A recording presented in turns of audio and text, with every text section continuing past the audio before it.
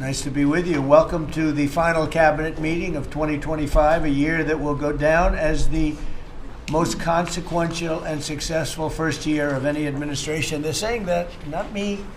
Oh, I say it too, actually, but a lot of people are saying it. And a lot of that is thanks to the men and women in the cabinet. The new and improved cabinet room, I might add. We took pictures down from the vaults. We have vaults downstairs with lots of pictures that haven't been exposed to the world for, in many cases, over 100 years. We brought them up, and we're using them as they should be used. But the cabinet room looks beautiful, like it should now. The Oval Office looks beautiful, like it should. It was not. It was like the rest of the country. It was in disrepair. 1 year ago, our country was dead, and said to me by many leaders, we had a dead country. Now we have the hottest country anywhere in the world. It's true. The hottest country anywhere in the world. Think of that. In 4 long years of the Biden administration, there were just $1 trillion of new investments in the United States in 10 months. We've secured commitments of over $18 trillion. So they had, in 1 year, less than $1 trillion. That's in a period of 4 years. Think of it. 4 years, they had less than $1 trillion. In 10 months, we have more than $18 trillion. Is that right, Scott? It's even going to be higher than that. It'll be higher. And going up. And we're waiting for the Supreme Court case, and it's so important and so vital for this country because we're not only respected again, we're putting out wars by our trade policies, and we're taking in hundreds of billions of dollars, and our country is wealthy again and secure again, and it's part of national security, and I hope that goes well. I think it's very important, but when think of the number, we're going to be over $18 trillion in 10 months, and which is a record times probably 8 or 10 times, I think more than that, for any country. There's never been a country that's had that kind of an investment ever in history, and there's never been a country that's had half of that. It's a tremendous thing that's taking place. We have companies moving in from all over the world, from Mexico, from Canada, from Europe, from China, from Japan a lot. We just had Toyota is going to spend $10 billion, they just announced, on building new plants in this country. Our workers, they're going to be our workers, but they're spending a tremendous amount. So the stock market is set 46 all-time highs. And this last Friday, which is called Black Friday, was the biggest ever online sales that there's ever been by a lot. More Americans are working today than at any time in the history of our country. I mean, these are the facts we have to get out. And, you know, there's this fake narrative that the Democrats talk about, affordability. They just say the word. It doesn't mean anything to anybody. Just say it. Affordability. I inherited the worst inflation in history. There was no affordability. Nobody could afford anything. The prices were massively high. Do you remember when we took over eggs? You did a great job on that, Madam Secretary. Agriculture, Brooke. Eggs were 4 or 5 times higher than they had ever been. They said, don't order eggs for Easter at the White House. And we ended up doing it, and we got the egg prices way down, lower than what they were before. But the word affordability is a con job by the Democrats. They say affordable. I watched the other day where some very low IQ congresswoman talked about affordability. She had no idea. Their prices were much higher.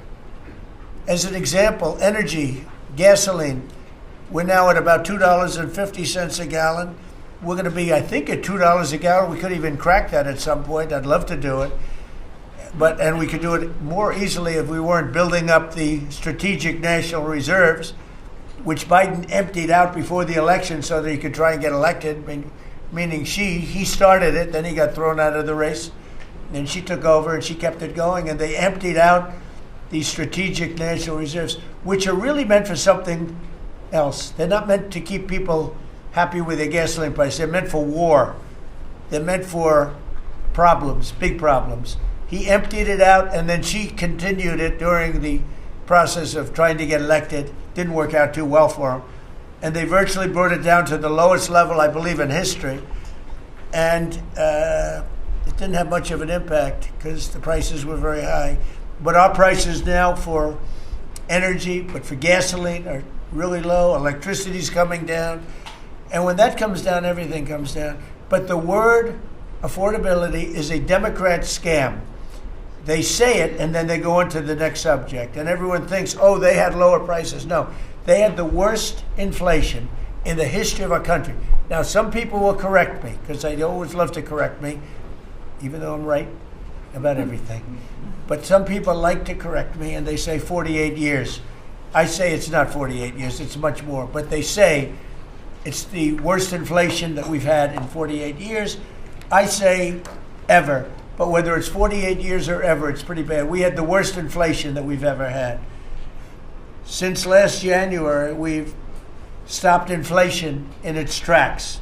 And there is still more to do. There's always more to do, but we have it down to a very good level.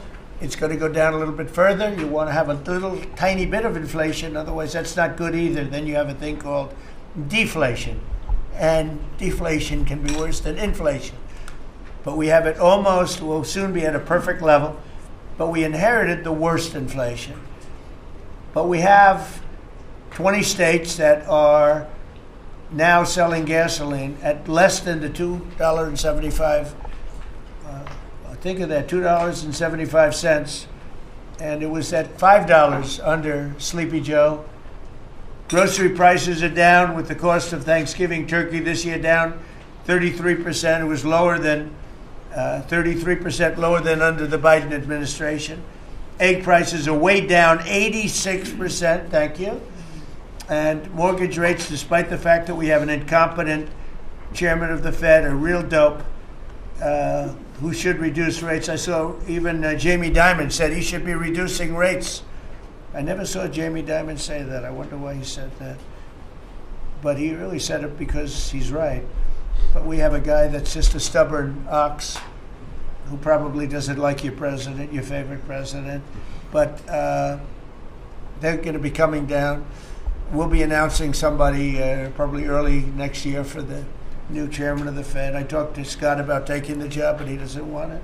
You got the greatest job here. Yes, sir. Right? He said, no, I want to stay chairman. I want to stay right where we are, Treasury. And I think we're doing really great, aren't we? Huh? We're doing great, sir, and it's a great team to be part of. Yeah, no, it's amazing. Under my executive order to lower prescription drug prices, which I think is the single biggest thing we've ever done that nobody writes about because you're fake news. I've made unprecedented deals along with Bobby and Oz and all of the people that work on it. A lot of people that you wouldn't even think work on it, but they do, to slash drug prices by 200%, 300%, 400%, 500%, 600%, 700%, 800%.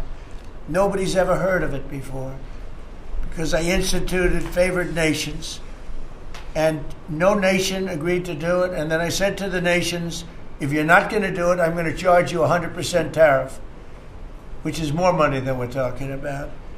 And they said, sir, we'd love to do it. Please, we would be honored to do it. And they agreed that they would go along with the whole thing. Nobody thought you could do it because they felt, number one, you couldn't get the drug companies to do it. So we're paying, as an example, for the, let's go with the fat drug, FAT, for fat people. Anybody use it at the table? Don't ask. But the fat drug was $135. Think of that. For certain people, $1,300 for certain countries, $1,300 in New York. So in New York, it was $1,300. And in London, it was $135. And a friend of mine called me, he said, what is this? Why is it? He got used to paying $1,300. Well, now what we have it down to is, Bobby, what's the number? Like 150 or something? We have it down to a low number, don't we? Yeah, it's around 100, 125, 150. Yeah, think of that. So we got it down from $1,300 to $125 to $140, depending on various countries. In other words, we're paying the lowest price, tied for the lowest price in the world. People said you could never do that because you couldn't get the countries to agree to it. I did. Every country agreed to it because I said, if you're not going to agree to it, that's okay. I'm going to charge you tariffs. And as soon as I said that, they said, we agree. And then we had to be a little tough with the drug companies, but they came along. The bigger problem was the countries. The countries just wouldn't go along with it, but they did. Every country. So we have reduced drug prices by 500, 600, 700, 800, 900%, depending on the drug, depending on the company, depending on all of the different factors involved. Nobody's ever even thought of drug reductions like that, price reductions. And I told you the story that in my first term I was so proud of myself because I reduced drugs. It was the first time in 28 years that drug prices were reduced. It was 1/4%. 1/4%. And I was so proud of myself. I said, it's the first time in 28 years that drug prices went down over the course of a year, over the course of a presidency. 1 year, 1/4%. I had a news conference. I was so proud. Now I got them down, not 1/4%. I got them down 400, 500, 600% and more. And the fake news won't write about it. And it's going to have a huge impact on healthcare because a big part of it's buying drugs, buying prescription drugs. It's going to have a huge positive impact because Obamacare is a disaster. I said it years ago and I say it now. And the money should be paid, taken away from the insurance company. Obamacare was made to make the insurance companies rich. Their stocks have gone up 1,000% in a short period of time because the money goes to the insurance company. I want the money to go to the people. Let all the money go to the people. And let the people go out and buy their own health care. And I see on television, people are advertising now, we will help you buy health care. We will go out and help you buy. That's becoming like an industry because of what I said. So something's going to happen. It's probably not going to be easy because the Democrats, frankly, they don't want to make a good deal for the people. They just want to make a bad deal for the country. They want to make a bad deal for the Republican Party. But the Republican Party is united. And I will say that what I would like to do is the money doesn't go, trillions of dollars get paid to drug companies. And you still have lousy health care. Obamacare is horrible health care. We want it to go to the people and then let the people go out and buy their own health care. And they'll do great. They'll do great. So we're negotiating that now with the Democrats. Well, congressional Democrats want the largest tax hike in history. I proudly signed the largest tax cuts in American history with the great big beautiful bill. The great big beautiful bill, the biggest piece of legislation ever signed, and that includes the extension of the original Trump tax cuts. But it's the biggest tax cut ever signed, and it includes no tax on tips, no tax on overtime, and no tax on Social Security. Nobody's ever seen anything like it, so think of that. And in addition, you get, if you buy a car, this is great for our car industry because we have a lot of car plants. We're bringing back the automobile business. 60% of it was stolen because we had incompetent presidents or incompetent trade people. But 60% of it was stolen over the years, and now I think we're bringing it all back. I think we'll be bigger than we've ever been in the auto business. That's not even to mention AI, where we're leading China. You know, we're leading China by a lot. They're not going to catch us. We have to be smart, but if we're smart, they're not going to be able to catch us. They know that. They told me that. Next year is projected to be the largest tax refund season ever. And we're going to be giving back refunds out of the tariffs because we've taken in literally trillions of dollars. And we're going to be giving a nice dividend to the people in addition to reducing debt. As you know, I inherited a lot of debt, but it's peanuts compared to the kind of numbers we're talking about. So we're going to be making a dividend to the people. And additionally, we're going to be able to reduce debt. And as time goes by over the next 2, 3, 4 years, those numbers are going to go up. And I believe that at some point in the not too distant future, you won't even have income tax to pay because the money we're taking in is so great, it's so enormous that you're not going to have income tax to pay. whether you get rid of it or just keep it around for fun or have it really low, much lower than it is now, but you won't be paying income tax. We've slashed $1 trillion in costly job-killing regulations, saving Americans an estimated $2,100 for a family of four. The Biden administration was the exact opposite, but times four. They went up $6,000. We went down $2,100. Think of that. To bring down energy, electricity, and utility prices, I ended the Green New Scam. They call it the Green New Scam, one of the greatest scams in the history of our country. They talked about global warming and all that crap, and what they've done to this country. What they've done by allowing 25 million people into our country, many of whom are criminals, many of whom 11,888 are murderers, and we have to get them out, and we're doing it. We're doing it. I think what the job that our law enforcement groups are doing, Kristi, you and Tom and everybody, amazing. What you're doing is amazing.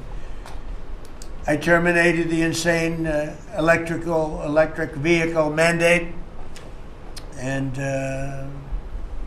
look, some people that make electric cars weren't happy with that. But we have to do that because you have to have a choice, whether it's a gasoline-powered car, and we have so much gasoline. You know, China doesn't have gasoline. We do. And whether it's a hybrid, which really are working really well, the combination of electric and gasoline-driven. But we, everybody was supposed to, by 2030, everybody had to own an electric car under the Biden stupidity. And not everybody wants to do that. I like electric cars. I like all cars. They're all good. They all have reasons. But you want to be able to go and buy what you want. I opposed historic tariffs that are now bringing in so much money that nobody's ever seen anything like it. And countries that were ripping us off, including allies, but they were ripping us off for years. I won't use the names. I won't mention Japan. I refuse to mention South Korea. I will not mention names. But they were ripping us off like nobody's ever been ripped off before, and taking horrible advantage of your country. But now we're making a lot of money. We're making a lot of money because of the tariffs that are pouring in. And it's really national security. Among everything else, it's national security. We've also rapidly turned the worst border crisis in world history. I believe we had the worst border ever in history. I don't care if you had a fourth world country. You know, we allow third world country in. We would allow fourth world war countries in also. It doesn't matter. There was never a border that was as bad as our border. We allowed anybody in with no checks, no vetting.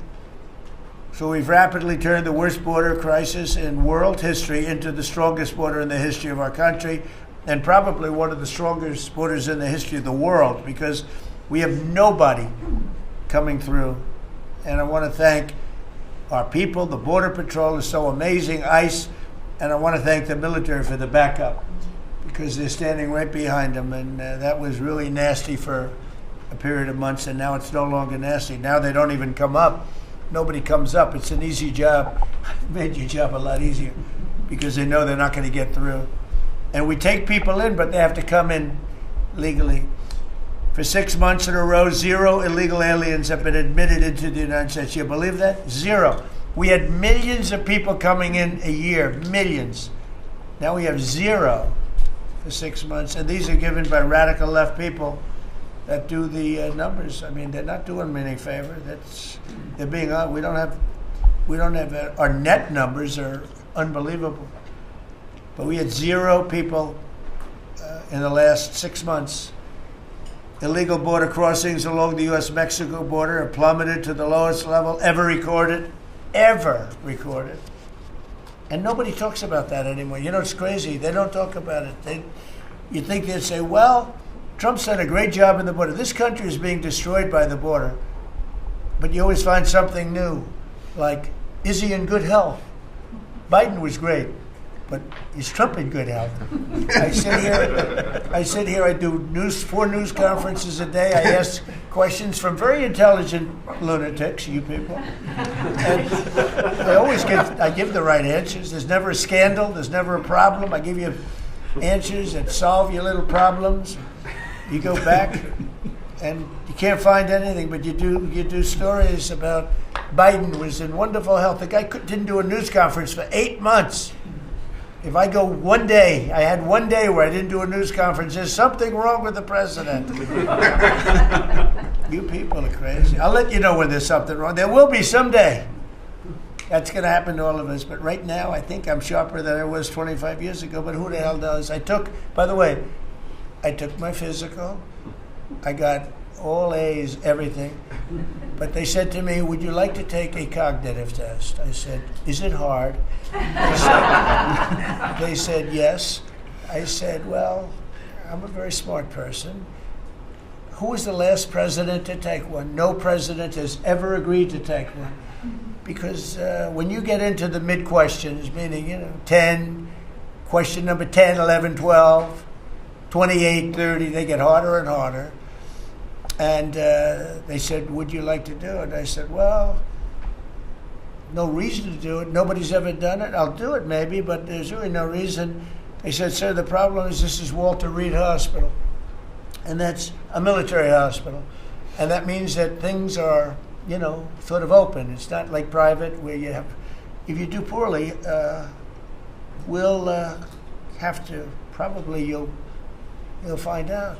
I said, I won't do poorly. I'm a smart person, not a stupid person. And as the doctor will tell you, I aced it. Right, Susie? I aced. I got every question right. And these are tough questions. These are questions that I would say 99% of the people that I'm talking to right now, meaning the people from the fake news, would not do well in those exams. But I'm the only one that took it. I got every single question right. And then I read in the New York Times, is Trump sharp? Trump is sharp. But they're not sharp. That's why they're going out of business, the New York Times. I hear that they're losing so much money, it's ridiculous. They're a bunch of fakers. But we can never let another thing happen like what happened to us with a fake election, with a rigged election, where a guy like Joe Biden assumes the presidency. Because the man was grossly incompetent. And he was incompetent 30 years ago. But he was really incompetent for those last few years, and our country was put at great danger because of it. So for 6 months in a row, we had 0 people. Illegal border crossings along the U.S.-Mexico border have plummeted to the lowest level ever. Think of that. And the net benefit to our country is enormous, incalculable. America is strong and respected again. On the world stage, we're really respected. In fact, I went to a NATO and they were calling me the president of Europe. We're doing very well. We have a lot of respect. As you know, we have a problem with a war that our people are trying to settle now with Russia and Ukraine. We are not involved in the war monetarily anymore. Biden gave away $350 billion like it was candy. That's a massive amount of money. And much of it in cash, a lot of it in equipment. I don't give away anything. We sell the equipment to NATO. The European nations pay us for the equipment, 100% price. And then they bring it to Ukraine or whatever they do with it. But we're trying to get that settled. I've settled 8 wars. This would be the 9th. And our people are over in Russia right now to see if we can get it settled. Not an easy situation. Let me tell you what a mess. It's a war that never would have happened if I were president. Not even a chance. And it didn't happen for 4 years. We've renamed the Department of Defense the Department of War, and I thought that would be controversial. And frankly, I tell you what, I haven't met one person. There's not one person I've met that doesn't like it.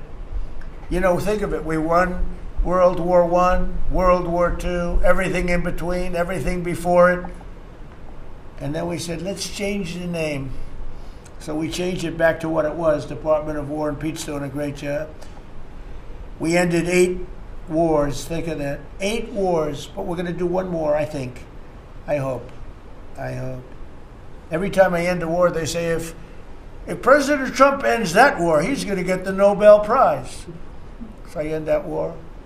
Well, he won't get it for that war, but if he ever gets it for the next war, now they're saying, if he ever ends the war with Russia and Ukraine, he's going to get the Nobel Prize. What about the other 8 wars? India, Pakistan. Think of all the wars I ended. I should get the Nobel Prize for every war, but I don't want to be greedy. Actually, the woman who got the Nobel Prize said, "You've got to be kidding. Trump deserves the Nobel Prize." So that was very nice of her. I appreciate it, which is true, actually. But I don't care about that. You know what I care about? I care about death. I care about all the people that are dying. And last month, 27,000 young people died, mostly young people, mostly soldiers, despite some missiles being shot into Kiev and other places. But think of it, mostly young people. 27,000 people died between Russia and Ukraine last month. What a shame. So we're restoring law and order to our cities and towns. If you look at what's happened, and I want to pay my deepest respects to those two incredible people from the National Guard in West Virginia they came from. I spoke to their parents. Sarah is gone. She passed away. She's looking down on us now, and she loves her parents, and they loved her. They were. Somebody said, "How are they doing?" I said, "The word is devastated." Doing. How are they going to do? They're devastated. The rest of their lives they're going to be devastated. She was an incredible person, highly respected, top of her class, everything. She was like a perfect human being. 20 years old, just started. She was like a baby. She was so proud. They were giving her a promotion, and she told the parents that she was getting a promotion, and they were so proud of her. Then they get a call that this happened. And we have one young man who's fighting for his life. He's fighting very hard. I think he's probably doing better than anybody. And they said he didn't have a chance. I'll tell you, the one who said he's going to live is his mother. He spoke to his mother. "Sir, he's going to live." I spoke to her very soon after this horrible event took place with this scum that is able to come into our country. I spoke to his mother. "Sir, he's going to be okay. I'm telling you." No doctor thought that. Nobody thought that. He was hitting bad places, and she was like so positive. It was incredible. And it's possibly right, Pam, right? Possibly right. Boy, it would be amazing.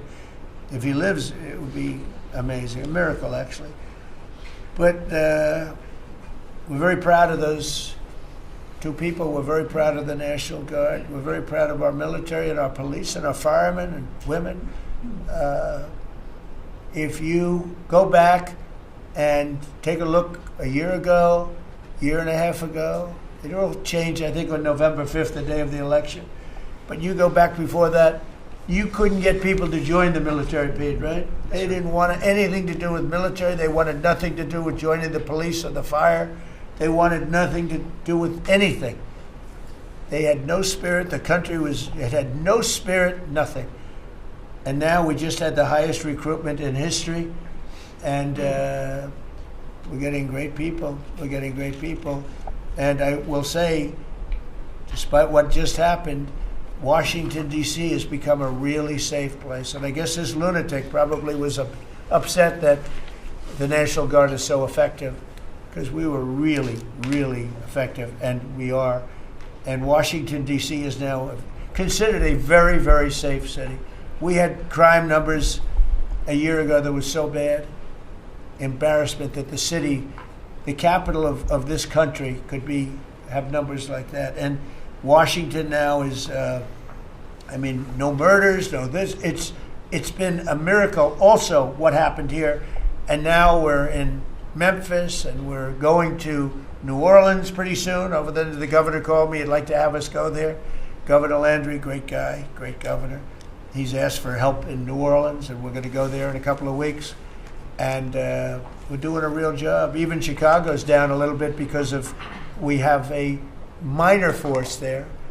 We could knock it down within 4 or 5 weeks. We could bring it down to almost nothing. But we have a governor that's grossly incompetent, and we have a mayor that's even more incompetent than the governor. He's a very low IQ person. And typically low IQ people don't make good mayors. So I want to thank all of our cabinet members. They're high IQ. Let me see one. Yeah, generally speaking, a couple I'm a little concerned about. No, but I want to thank, we have a great cabinet, an amazing cabinet, amazing people. All of them, sort of have become stars. We're getting credit for the good cabinet, actually. And I just want to wish everybody a great holiday. We've I think, done a great job with the White House, bringing the White House back. You see the Palm Court that was redone. The Lincoln bedroom was redone. The Lincoln bathroom is now gorgeous, like it should have been. It was terrible green tile that was never the way it was supposed to be. It was done in the 1940s, actually, but it was not proper. And we're restoring the White House just like we're restoring the country, and people are thrilled. But the First Lady's done a beautiful job with the Christmas trees and all the decorations. I see the wreaths on the windows. I've never seen that before, on the windows of the White House.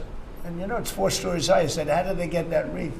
They had people going up in a little dangerous. I wouldn't want to do it. But they put them up, and we have wonderful people working in the White House, and they're really proud to bring the building back. Because this building was a little bit like the country. It was mishandled, it was mistreated, and now it's being given love. And we're building one of the great, I think, maybe the greatest ballroom. We needed it for 150 years. They've been asking. You see the trucks and cranes and excavators in the background, and you hear them, and every time I hear them, I love the sound. To me, I love the sound. I wouldn't say my wife is thrilled. She hears pile drivers in the background all day, all night. They go till 12 o'clock in the evening, day, night, pile drivers. Darling, could you turn off the pile drivers? Sorry, darling, that's progress. But no, we're doing great. It's going to be I think it's going to be the finest ballroom ever built, and we're going to have it here. They've wanted it for 150 years. Think of that.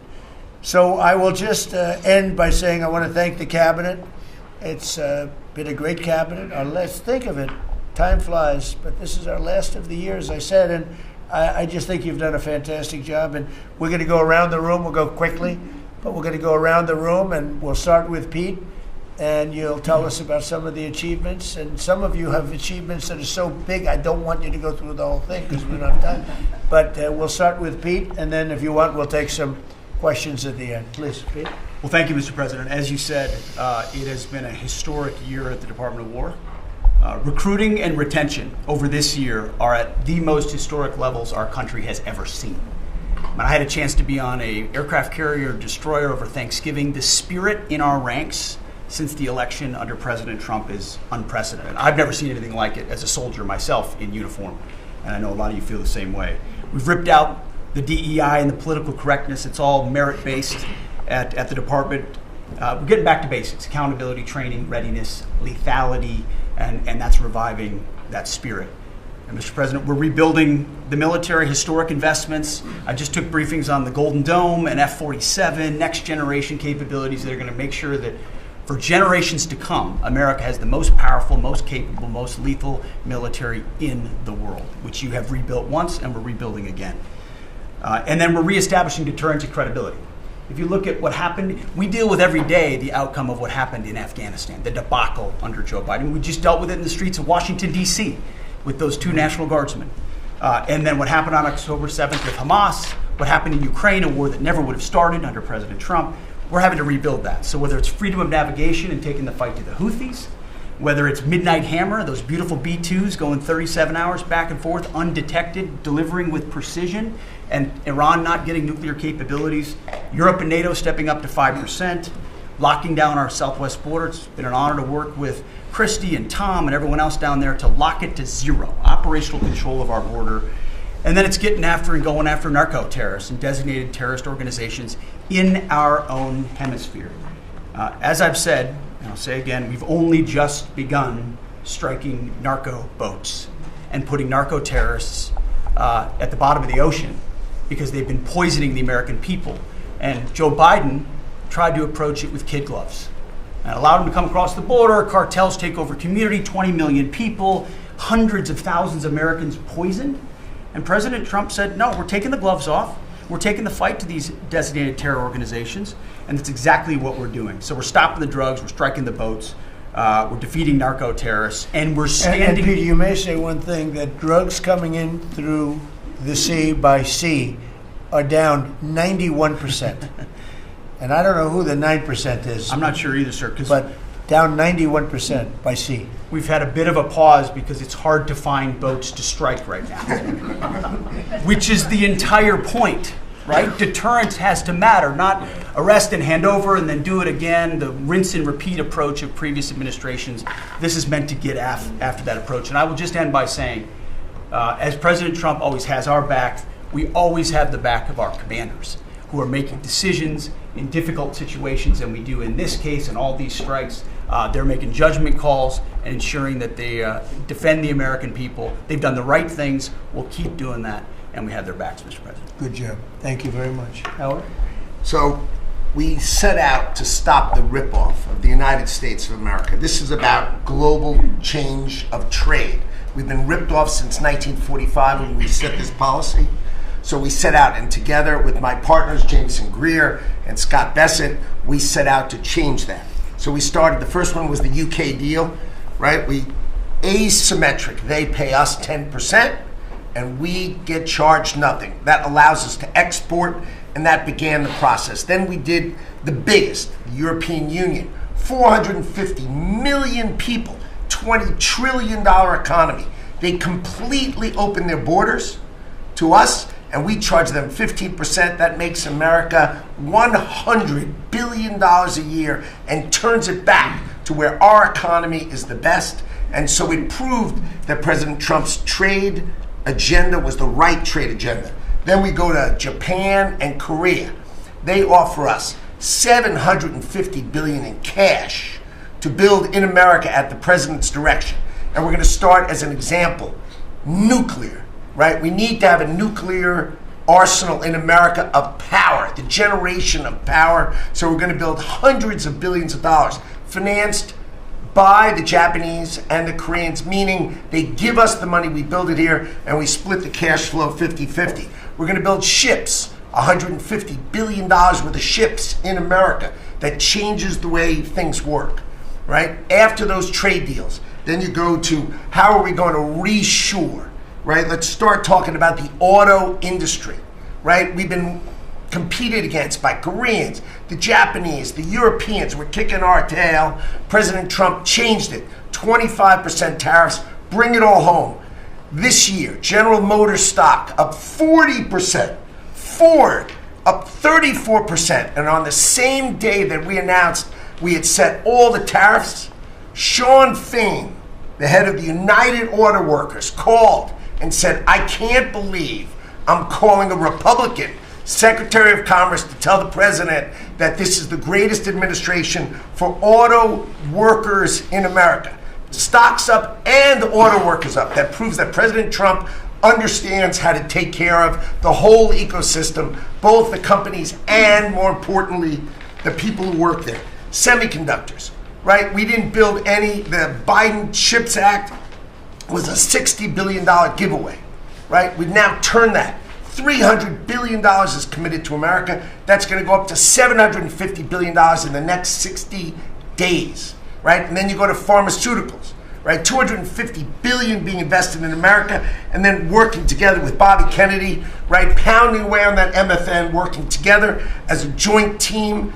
They're coming to over $250 billion and cutting prices in half. We did the golden share of U.S. Steel to make sure the Mon Valley is protected.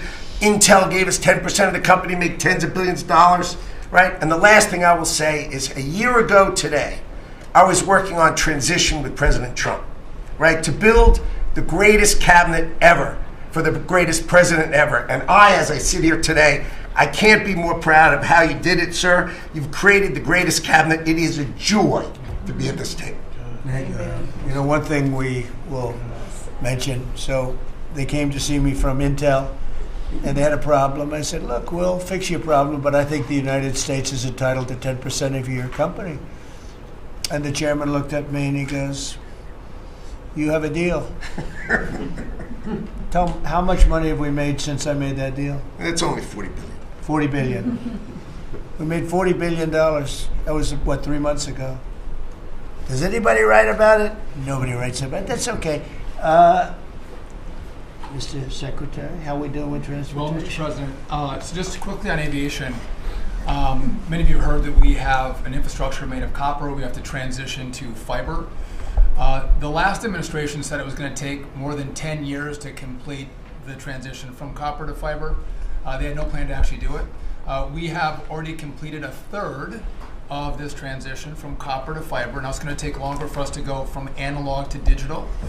By the way, the rest of the world transitioned 20 years ago from analog to digital. We are just going to do that at the FAA right now, but we're buying new radios. We're going to buy new radar. By the way, those radar are going to be made in America, Mr. President. This phase of the operation will be completed by the time you leave office. It's 3 years. I do need another $20 billion, Congress, to start the second phase, which is really important, and we'll try to get that done also in that 3-year time period, but we need the money, critically important. With regard to commercial driver's license, I think we've covered a lot the crashes that have taken place around the country, and what we found is there have been states that have issued commercial driver's license to foreigners, and they've gone through sham schools, and they're not safe on American roadways. And so, in partnership with Secretary Noem, we have driven those numbers down. We've got California, Gavin Newsom, to revoke 17,000 unlawfully issued licenses. We've closed down half of the fake schools that give out these fake licenses, all critically important. Governor Tim Walz of Minnesota gave 33% of these licenses unlawfully. People that should never have a driver's license driving a big rig on American roads, endangering the American people, shameful. We've cleaned up Union Station here in DC per your directive. We're going to rebuild Penn Station in New York. We're going to break ground at the end of 2027, get that project operational. And, Mr. President, a lot of us, I fly commercially, I fly back by the bathrooms. I don't know why that happens. They put me in the back.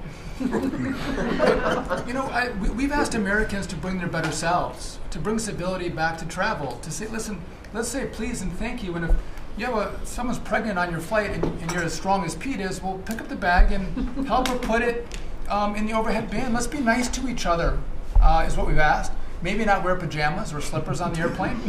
And I think it's been received fairly well, and I think we can all have a better travel experience when we do that.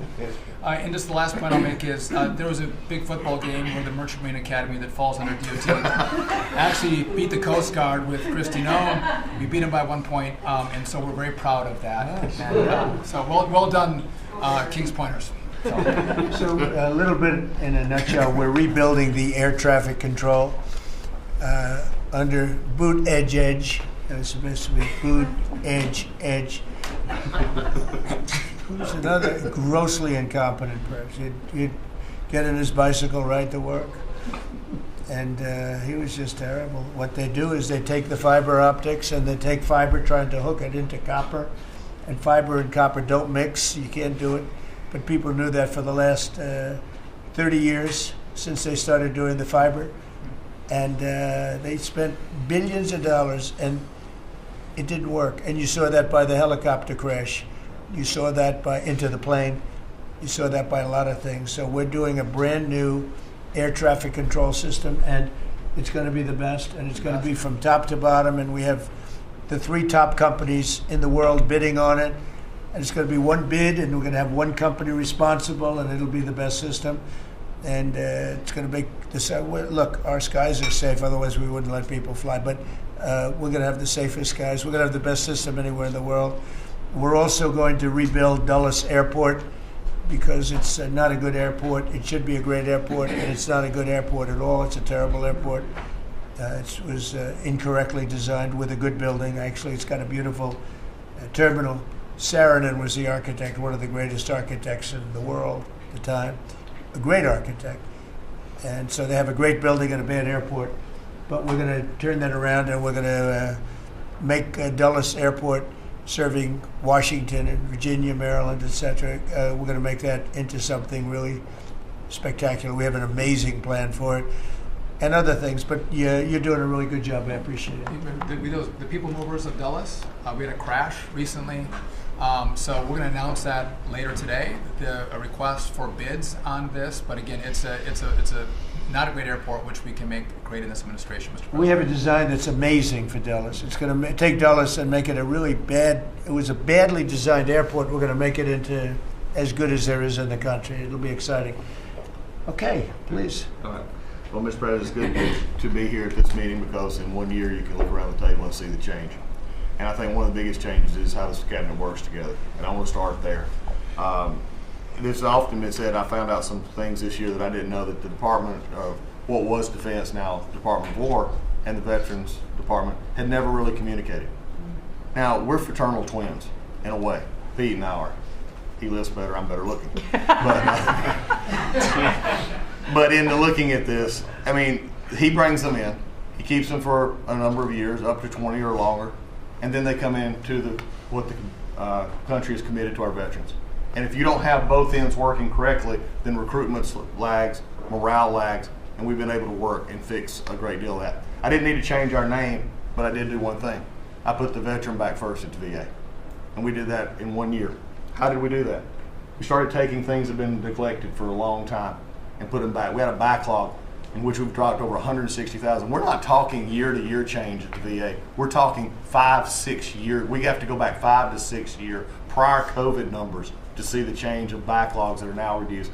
We do it in 6 months instead of the long time it took. In fact, it grew under the Biden administration. It shrank over 160,000 under us. Champ VA, which is a program we have, it's basically been back to day. It was at a terrible state, which delays and claims and everything's been going on. We got that back.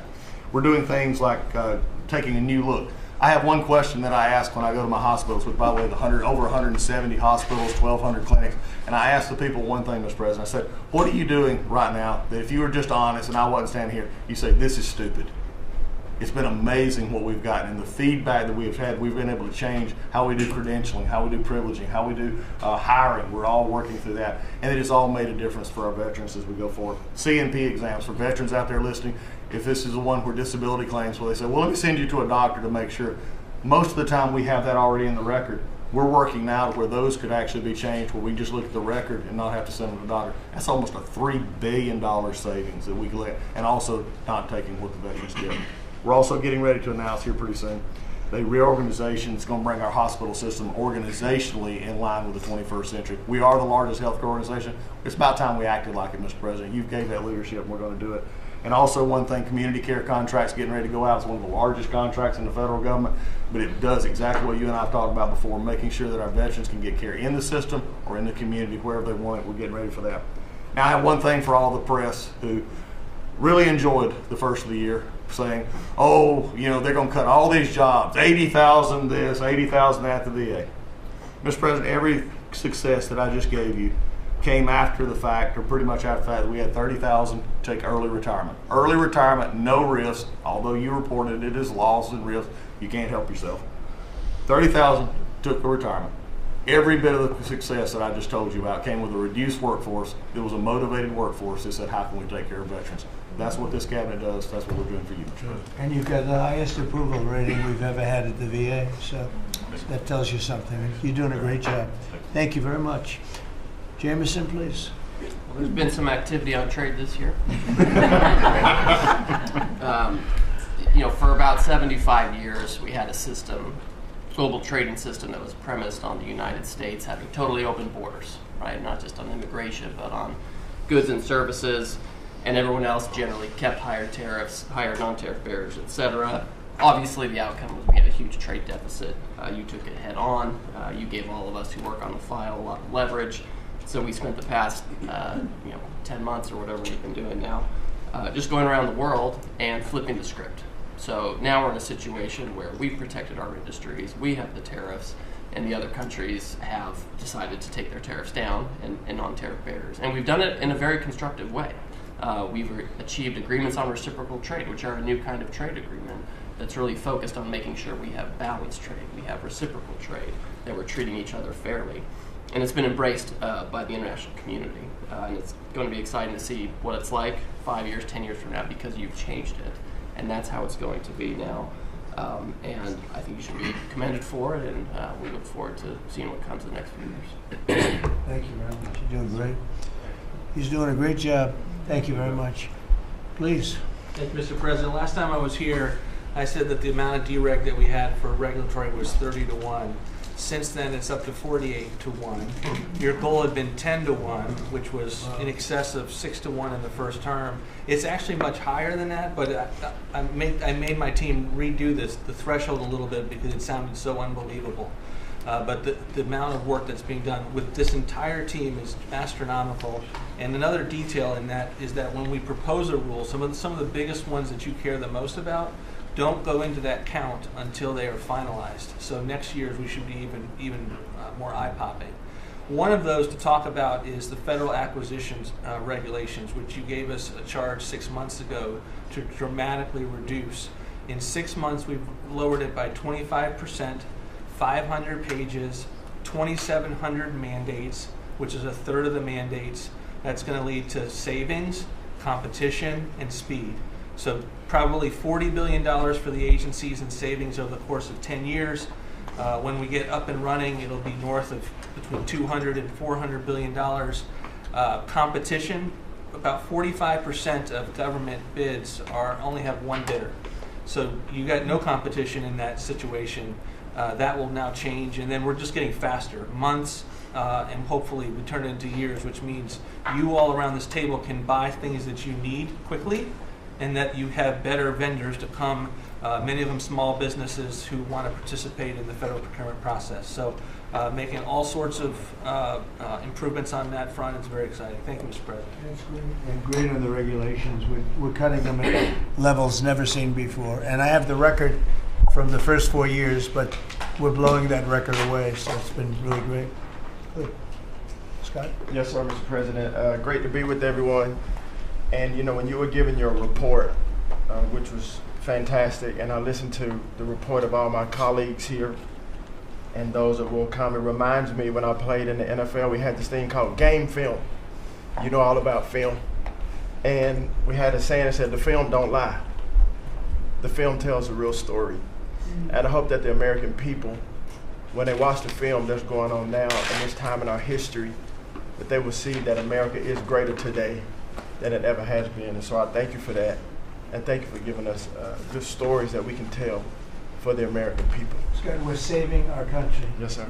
Okay, and I don't want to be braggadocious. We're saving our country.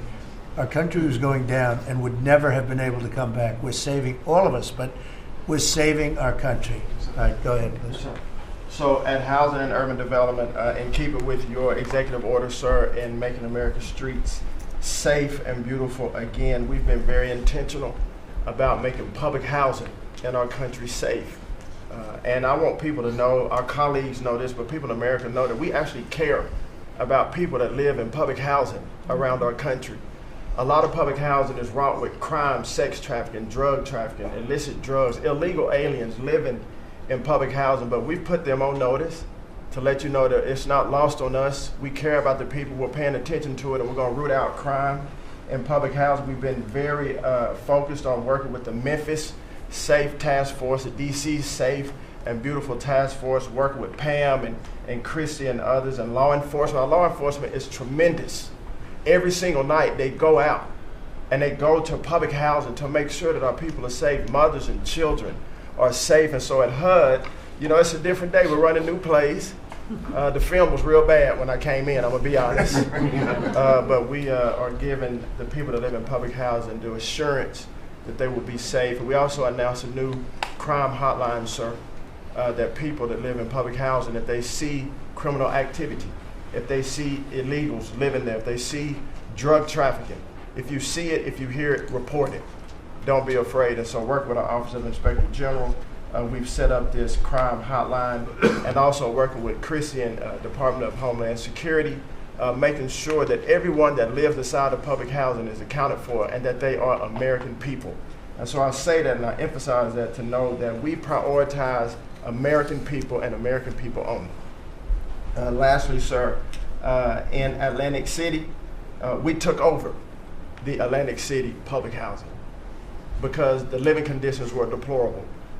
And they have people that have been living there for 3 generations, and they were being treated very bad.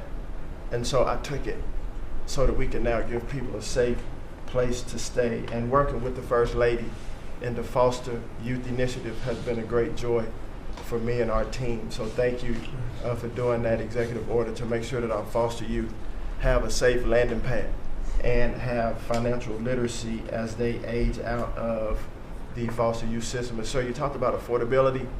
HUD has supported over 1 million Americans in home ownership and affordability, and over 560,000 are first-time home buyers. So I hope that the press will write about that good news, that 1 million people are able to own a home and to refinance their homes. And so we are moving our building from DC to Alexandria, Virginia. So thank you for your support. We're going to save the American people about $500 million.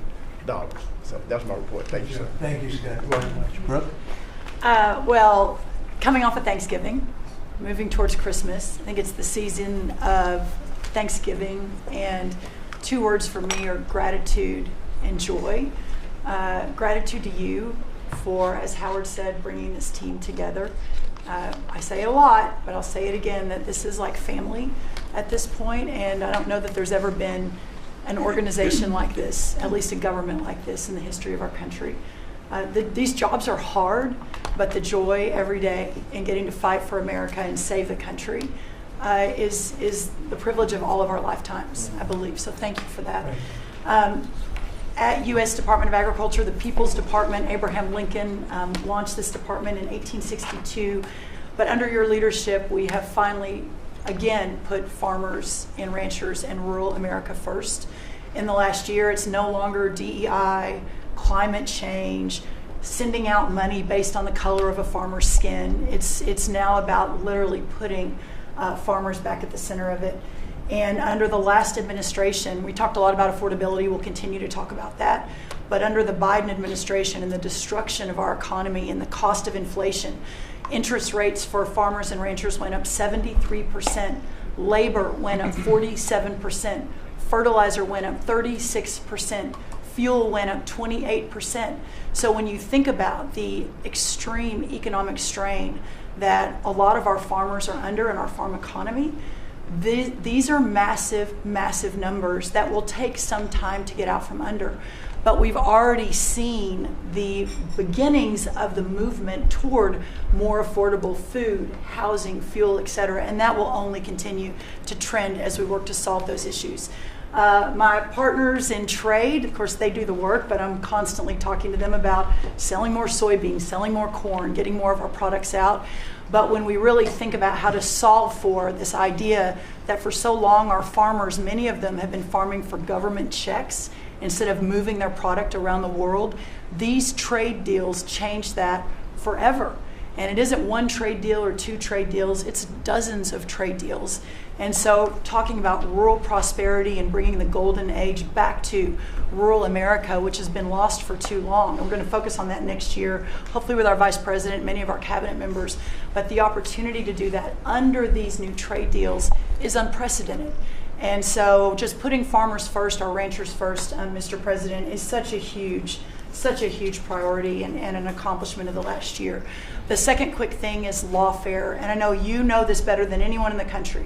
When a government politicizes and weaponizes their power to go after average, everyday Americans, well, from you, the top of the heap as president, but all the way down to the ranchers in South Dakota, the Maud family, who were facing jail time over a fence line dispute that had been in their family for 130 years.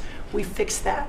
A family, the Henry family in New Jersey, who were facing their farm being taken away for eminent domain to give to affordable housing, we fixed that. So being able to completely change the trajectory of private property rights, but especially as it has to do with our farmers and ranchers and our rural communities, changes everything for our country. And then the third thing, we have so much great things to talk about at USDA, but the third thing, which became very much a part of the national conversation during the Democrat shutdown, was SNAP reform, food stamp reform. When all of America saw what so many of us know and have been working on, But when you have so much rampant fraud in a program that 42 million Americans participate in, now a big good piece of news that I hope is written about, since you became president, about 800,000 of those 42 million have moved off of food stamps, which is hopefully the plan with better jobs, higher wages, etc. But still, when we found 186,000 dead people, or dead people's Social Security numbers being used, 500,000 people receiving benefits more than twice. We had a couple of people receiving benefits in 6 states. In February of this year, we asked for all the states for the first time to turn over their data to the federal government, to let the USDA partner with them to root out this fraud, to make sure that those who really need food stamps are getting them, but also to ensure that the American taxpayer is protected. 21 states said yes, not surprised. 29 states said yes, not surprisingly, the red states, and that's where all of that data, that fraud comes from. But 21 states, including California, New York, and Minnesota, the blue states, continue to say no. So as of next week, we have begun and will begin to stop moving federal funds into those states until they comply and they tell us and allow us to partner with them to root out this fraud and to protect the American taxpayer. As Joe Biden was working to buy an election a year ago, he increased food stamp program funding by 40%. So now as we continue to roll that back. So the partnership in Making America Healthy Again is also in food stamps, but a lot of what Bobby and I are doing together is really remarkable. But again, just gratitude and joy for this work, and so grateful to you. The final thing I'll say, a lot of gratitude to Secretary Marco Rubio for wearing his Aggie maroon tie as a reflection of Texas A&M beating Florida handily about a month ago. So Marco, I want to thank you, and much gratitude and joy in my heart as well. Yes. But thank you, sir. We also have to say something about China with one of the largest purchases ever in our country, the soybeans. Yes, sir. And so I want to thank President Xi. We had a great meeting. We were in South Korea, and I went to a lot of other places too, but we met in South Korea, and President Xi was great. And China gave us among the largest orders in the history of your world, agriculture. That's right. So. And sir, may I say, this is the remarkable result of real leadership, and your real leadership. Just a couple of days ago, China announced that they were going to halt all purchases from Brazil because they had found some irregularities in some of the soybeans they're buying from Brazil. And what that means is a continued signal that this country and our farmers produce the best, highest quality soybeans, sorghum, et cetera, in the world. And what you've been able to do is open those markets up and again, move toward an era where our farmers are not so reliant on government checks, but they have the markets to sell their product. Having said that, we do have a bridge payment we'll be announcing with you next week as we're still trying to recover from the Biden years. That's right. To help the farmers. We're going to help the farmers. They did not help the farmers. That's right. Thank you very much. Thank you, sir. Scott? Mr. President, it's been a great year on the economy, but the best is yet to come. The tens of trillions of dollars that have come in investment, both the portfolio investment by companies, investment by countries, that is turning into a CapEx boom for the U.S. Capital expenditures up 15% in history. When CapEx is up, jobs will follow. The One Big Beautiful Bill is an incredible, as you said, thanks to your leadership, along with Speaker Johnson, Senator Leader Thune, we had that done on July 4th, which everyone said was impossible. And the great thing about that bill, sir, for the American people, it's for industry, 100% expensing, build your factory here, you can write it off immediately, but you also insisted on the 4 benefits for working people: no tax on tips, no tax on overtime, no tax on Social Security, auto deductibility for American cars, and that is retroactive. So as a result, in 2026, we are going to see very substantial tax refunds in the first quarter. So the best way to address the affordability crisis is to give Americans more money in their pockets, which is what this bill has done. We're going to see real wage increases. I think next year is going to be a fantastic year. Taxes, deregulation, energy certainty. That's why everyone with your leadership is coming to America. bond market had its best year since 2020. Everyone said couldn't be done. So we're going to have growth. We've had 2 4% quarters before the Schumer shutdown. We're going to go back to that. So not only are we going to have great growth, but it's going to be low inflationary growth. And stock market obviously is following, but next year is going to be the year for Main Street as all this kicks in. And you came in, immigration, I called it the 3 I's, immigration, interest rates, and inflation, that were killing the American people. Close the border, the promise kept. Interest rates are down, and 10-year bond, again, best year since 2020, and inflation led by energy prices is going to roll next year. I think it's going to be a fantastic year. We can look back, be very proud of this year, but I think 2026 is going to be great for the American people, thanks to you. It would be great. Thank you very much.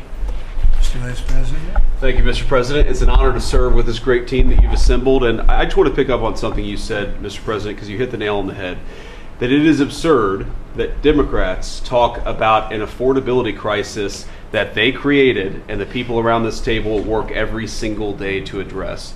You'll hear a lot of statistics today. You hear a lot of statistics in our political conversation. I think the most important statistic for the American people is that under the Biden administration, the average American family lost over $3,000 of household income. And under the first 10 months of this Trump administration, they have gained over $1,000 of household income. What that says very clearly is that we are fixing the problem that Joe Biden and the Democrats created in the last administration. If you look at every affordability crisis that's confronting the American people today, it is traceable directly to a problem caused by Joe Biden and congressional Democrats. Why did homes get so unaffordable? Because we had 20 million illegal aliens in this country taking homes that ought by right to go to American citizens. Why did tax bills get so unaffordable? Because Democrats were raising taxes while congressional Republicans under the president's leadership were now cutting taxes. Why did food get so expensive? Because we printed trillions of dollars and threw it into green scams that made our agricultural economy suffer while Americans were paying higher prices for food. On every single one of those issues, Mr. President, I think we've made incredible progress. But it would be preposterous to fix every problem caused over the last 4 years in just 10 months. I think that we've done incredibly good. But what I see over the next year, and you heard Brooke talk about joy and gratitude. What I really think this season represents for me, and I think for the entire administration, is that we have now done incredible work to fix what Joe Biden broke. And I think the next year in American growth and American prosperity could be the best year that we've had in the United States of America. It's going to happen because we're all working hard. It's going to happen because we have the greatest country in the world. But I think for congressional Democrats in particular, if they want to talk about affordability, they ought to look in the mirror. We are fixing what they're broken. We're proud to do it. It's the job that we were elected to do. But I think 2026 is going to be the year where this economy really takes off. Thank you very much. Thank you, sir. Great. Pam? President Trump, thank you for talking about Sarah. Heartbreaks for her family. And Andy is doing well. His parents, Melody and Jason, wanted me to tell you, and I was with them yesterday in the hospital. He's a miracle. I was there when the surgeons came in, and they wanted you to know this. He's a miracle, and if everyone in this country can continue to pray for that family. He's got a long road ahead of him, but he is a miracle. And of course, our DC initiative is led by our amazing, and the monster will be held accountable who did this. Our marshals, of course, are leading the DC Safe effort. We have made over 7,000 arrests at your direction. DC is safe again. Working with everyone around this table, Pete and everyone. Scott and I were in Memphis together last week, and everyone, and Bobby, your HHS, doctors and medics are on the ground to help people in Memphis and DC. In Memphis, we've made over 3,500 arrests so far, and Homeland Security, Kristi, you've been instrumental in this. But it's everyone working together as a team. We even have Treasury agents out there. It's unbelievable, on the ground in DC and Memphis. Of course, law enforcement first, FBI, Kash Patel has led the FBI. We have a 100% increase in the arrest of violent criminals, thanks to your leadership. DEA, led by Terry Cole. Over 45 million fentanyl pills, 4,200 kilos fentanyl powder. That is the equivalent of 347 million potential lethal doses. That's unbelievable that you've taken off the streets of our country. And the weight of all the drugs combined taken off by DEA is the weight of 17 full semi-trucks of the drugs just since you've been in office. The drugs that had flowed into this country under the previous administration. ATF, led by Rob Sakata, has seized more than 31,000 illegal guns. 31,000. Unbelievable at your leadership. 19,000 of those were from trafficking cases. We've been sued on the legal front now. We have been sued 575 times. 575 times. More than every administration going back to Reagan combined.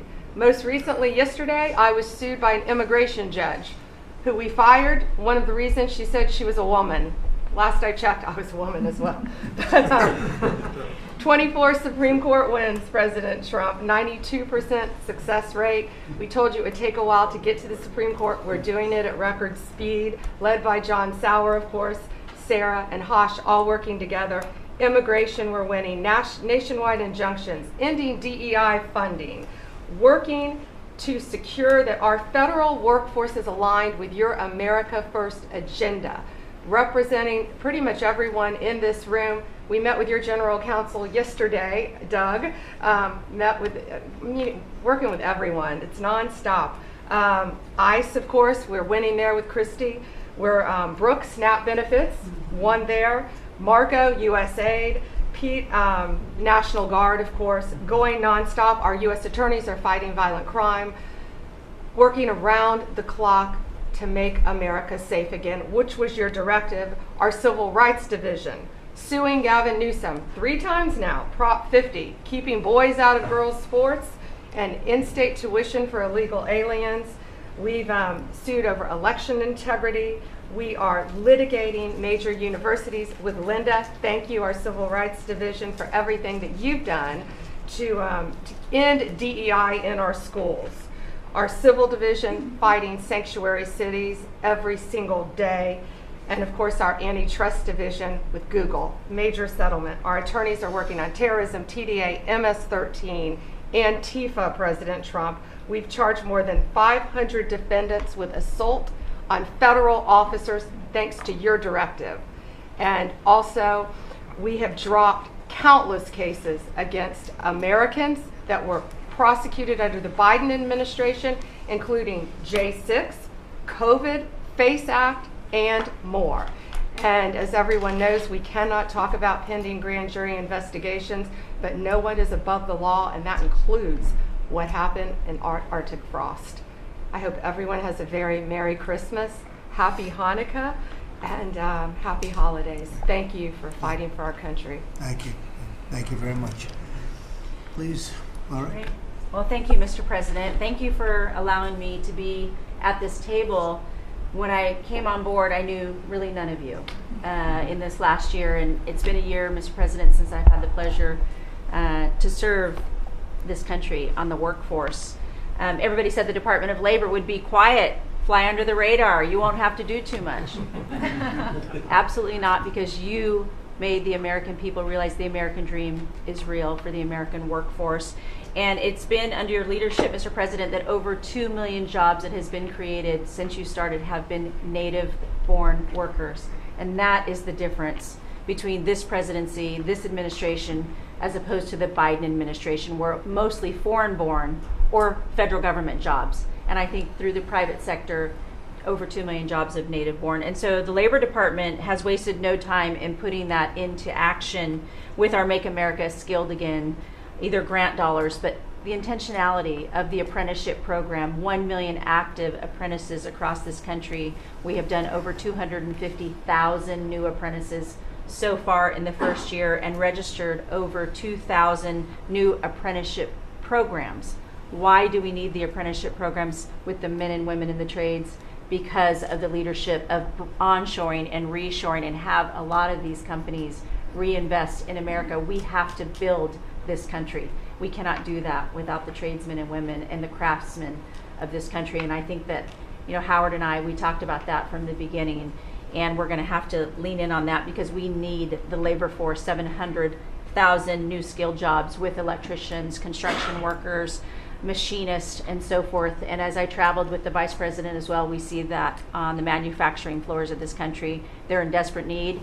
The Department of Labor are going to get the workforce skilled again. Working with Secretary McMahon as we move a lot of the education out to our respective states, we are now working together, and we have deployed $86 million in investments, and a lot of that is in AI infrastructure jobs to have our new workforce proficient and literate in AI if we're going to continue to lead the AI race, and we're working on that. And the Department of Labor is now creating and will soon launch the AI infrastructure and workforce hub, which we will be able to track that metrics to see exactly if these dollars are going correctly.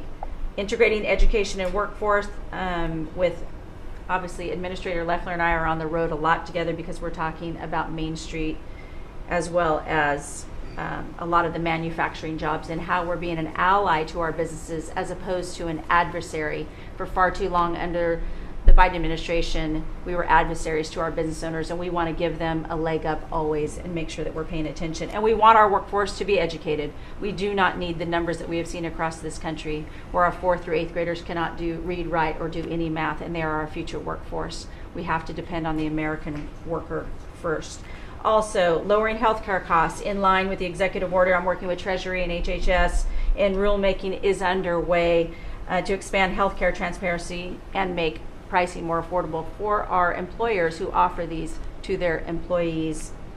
Promoting retirement security. The department rescinded the Biden administration's guidance that restricted the use of crypto in the retirement investments, and we're seeing more and more of that, where we also rescinded the supplemental statement that discouraged the fiduciaries from considering the alternative assets for 401ks, and that will also come through the Department of Labor, that rulemaking. Ending abuse of cheap foreign labor at the expense of the American worker. We launched over 200 investigations into companies who will have abused and or fraudulently against the American worker. So Project Firewall was released. Thank you, Mr. President. We want the trained workforce, but we will root out the fraud and abuse, and we'll protect the American worker first. And slashing the job-killing regulations. The department has rescinded discriminatory DEI practices, and I will tell you, reducing compliance costs for businesses as it was for DEI has saved American businesses nearly $1 billion this year by just getting rid of DEI for that compliance cost that they've had to do. So, Mr. President, continuing to skill the American worker, the American workforce is going to be my mission. We have to do it faster. We have to do it quicker. We have to build so that the American people can realize that American dream that you have laid out so eloquently. And it's an honor to serve under this administration and to talk to the American workers who believe in the American dream again, the pride on their face, the pride of the American worker, the skilled men and women who build with their hands. It's an honor. Thank you, and Merry Christmas. Very good job. Thank you very much. Chris? Mr. President, I am honored and frankly inspired to sit at this table with this incredible team of leaders that work every day for one and only one constituency, the American people. Not this group or that group, the American people. The price of energy is very much on the mind of Americans. The biggest determinant of the price of energy is politicians, political leaders, and policies. That's what drives energy prices. Under your leadership, what we've seen in the United States is just a steady drop in the price of gasoline, a huge consumer cost for Americans. As you mentioned early on, well below $3 a gallon right now and trending downwards. There are a number of stations in the heartland of America with $1.99 signs flying today. That's simply impossible without the leadership and changes you've brought. Now, of course, you can go to California, where the average price of gasoline is between $4.50 and $5 a gallon today in California. That's just bad political leaders there and bad policies in California. And taxes. And taxes. Taxes they charge on gasoline are just insane. Terrible. And electricity prices is a very parallel story, but it's a bigger moving ship, so the changes are a little bit slower. But Americans are outraged at roughly 30% rise in the average price of electricity across this country. But everything we are doing together is going to reverse that. Not just stop the rises, but start a downward trajectory in electricity prices. And I can say that with confidence, not because we think these policies will work. We know these policies will work, and I'll get to that in a second. We're going to stop closing power plants. We've already done that, of course. Stop closing the coal power plants and natural gas plants that were shut down. We've got over 30 gigawatts of generators just sitting there today, not allowed to run. Well, of course, we're fixing that immediately. We're going to bring on from our existing grid tens of gigawatts more capacity that'll drive down the cost of electricity. But if we look at the last 5 years to see what works and what doesn't work, the most Trump-aligned policies in the electricity sector were by, no surprise, one of your cabinet members, Secretary Burgum, for 8 years governor of North Dakota. Over the last 5 years, production and demand for electricity in North Dakota grew 35%. Think what data center boom's going to do. And what happened? Electricity prices went down. Didn't rise slowly. They actually went down those 5 years. That's the answer. Trump-aligned energy policies increased demand for electricity. Nebraska and Texas, more Trump-aligned states, had significant growth in demand for electricity. They had electricity price rises, but well below the price of inflation. Unfortunately, Biden brought all of us a lot of inflation.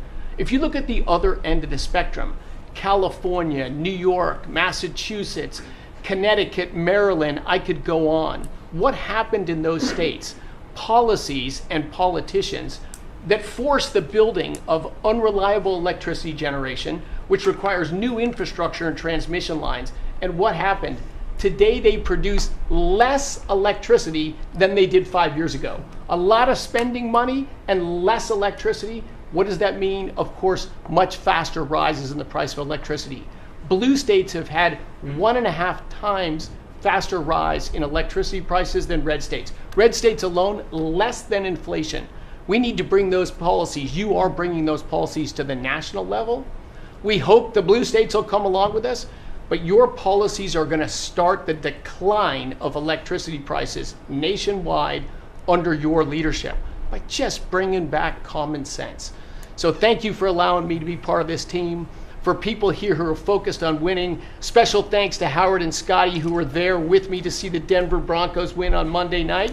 Now we want nationwide wins on energy for 3 more years.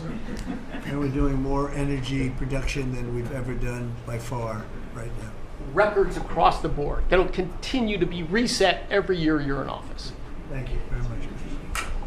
Well, Mr. President, thank you for giving me a very interesting job. Some days it's a little controversial too, but it's been an honor to work for you. You are a great American. The fights that you pick are the right fights, and they're always on behalf of this country. So I appreciate the chance to do this job heading up this department. If you think about what Joe Biden did with the Department of Homeland Security, he used this department to invade the country with terrorists. He opened up the borders, let anybody come in that wanted to. He put them on airplanes. He let them through our airports. If they could figure out a way to get to our shores and in our country, he just opened the door and invited them in. So it's our job to get them out. And I want to thank you for this team, because I look around the table and I think every single person here has helped me do my job over the last year. They've supported us at the border and given us resources. Marco negotiates all the travel documents and relationships with other countries to take their people home. 2 million people have gone home already. The people that were here illegally, you've removed from our country and sent home. And we're going to send more home for the holidays too, and make sure that they get to be with their families in their countries. Yes. Mostly the bad ones. That's right. Pam. Focus is the bad ones. That's right. And there are a lot of them. Terrible, horrible people. And Pam, make sure she's fighting for us in court so that we can get up every day and be bold. We're going to hire our 10,000th ICE officer. Will be on the job within 10 days. So we have hired 10,000. We've had hundreds of thousands of applications. We've got within the department, TSA went through this government shutdown without any delays. They all showed up for their shifts and worked hard doing security. and they have been absolutely fantastic. Sir, you made it through hurricane season without a hurricane. Yeah. And so FEMA, you kept the hurricanes away. So we appreciate that. And FEMA is deploying resources and dollars 150% faster than ever before. So somebody does have something bad that happens to them, you are immediately there helping them and telling them they have the resources to get back up on their feet. So we have built and deployed hundreds of miles of border already. You have cut the fentanyl flow over the southern border by over 56%. You've saved hundreds of millions of lives with the cocaine you've blown up in the Caribbean. And, you told me to look into Minnesota and their fraud on visas and their programs. 50% of them are fraudulent, which means that wacko Governor Walz either is an idiot or he did it on purpose. And I think he's both, sir.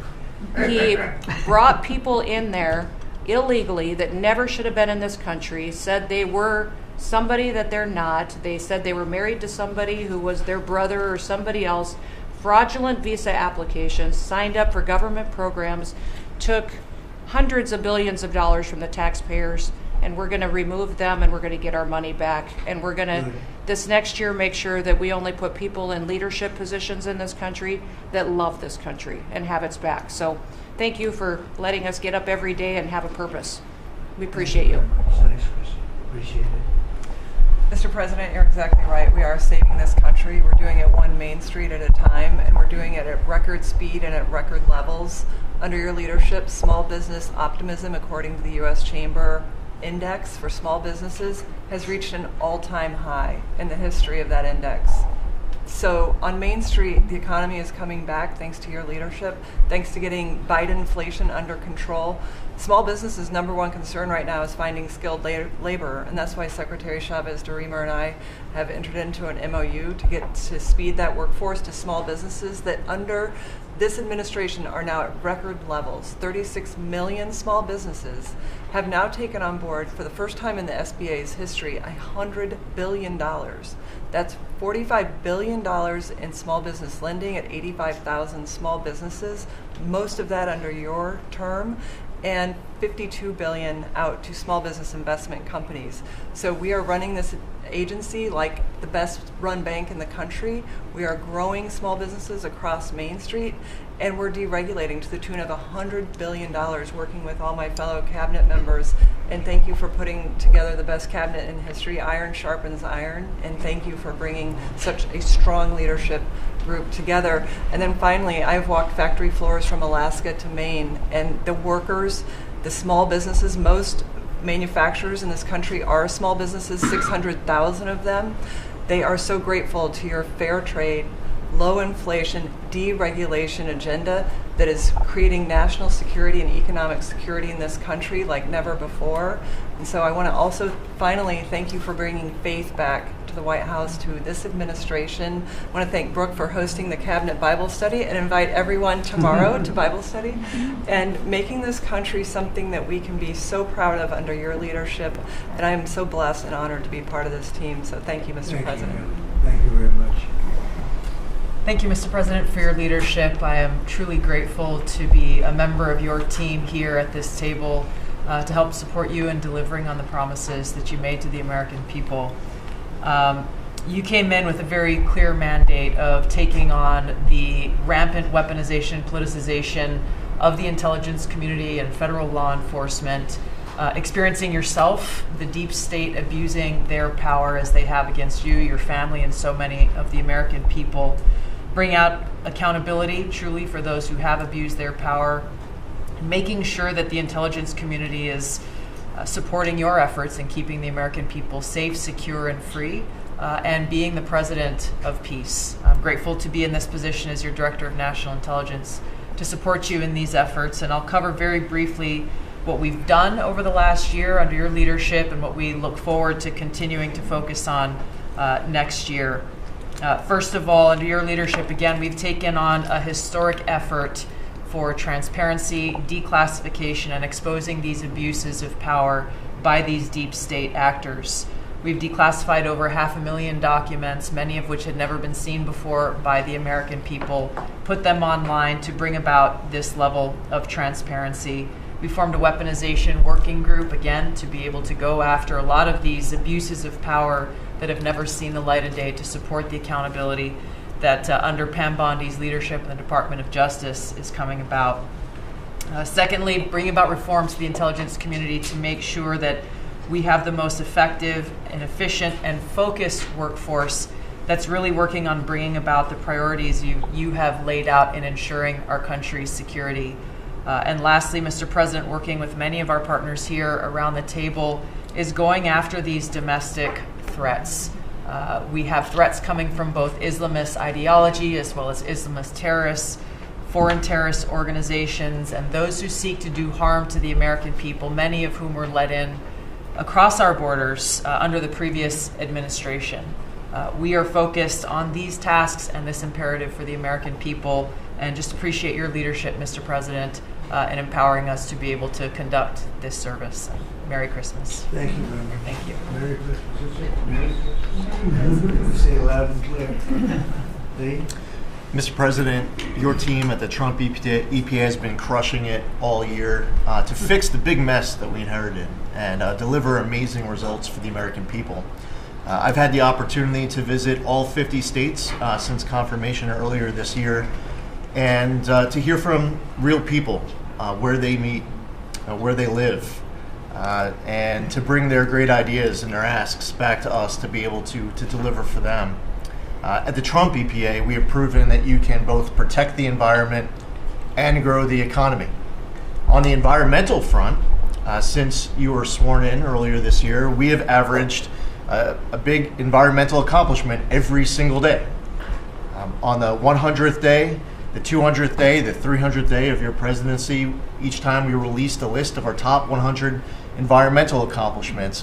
That has included a historic LA wildfire cleanup that you ordered us to complete in record time, which we did, and the Army Corps, under the leadership of our great Secretary of War, did their part as well. The federal government completely did all of the work needed to allow these residents and businesses to be able to rebuild, but poor leadership at the local and state level, unfortunately, is still resulting in these property owners unable to rebuild, and it's wrong.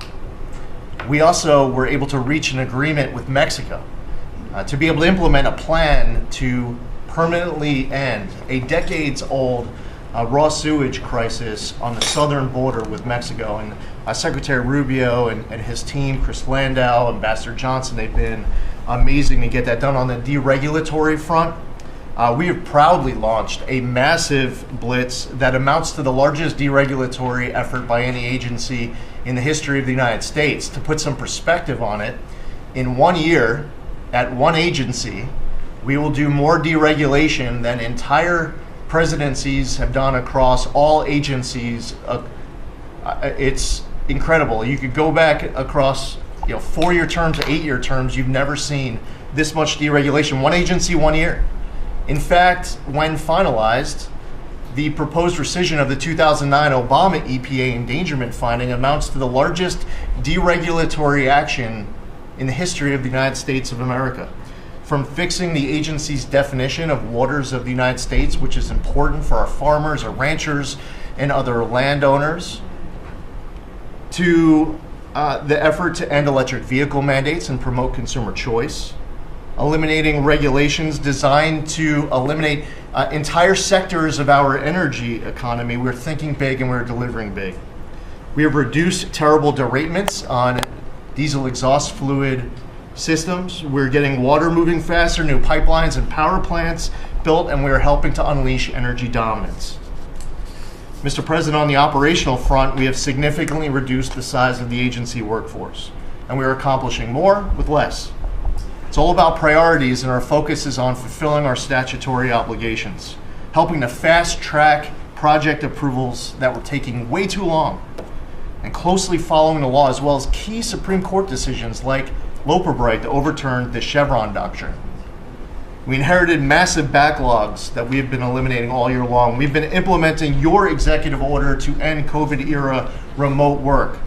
We consolidated real estate, canceled expensive media subscriptions, and closed the Biden EPA museum that none of you knew even existed. I'm sure none of you actually visited. To put it another way, in 2024, the Biden EPA obligated and spent over $60 billion in 1 year, an agency with an operational budget of about $10 billion a year. In their own words, caught on camera, they were tossing gold bars off the Titanic, wasting precious tax dollars to pay off well-connected Obama and Biden officials. And they were doing it without any apology or regret. The Biden EPA, in fact, was amending grant agreements just days before you came into office to reduce agency oversight. But this year, 2025, at the Trump EPA, similar theme that you'll hear from everyone around this table. With our actions canceling wasteful grants and implementing other measures just mentioned, we have saved $30 billion. They spent over $60 billion. We have saved over $30 billion. The bottom line, by the way, is that the Green New scam is dead.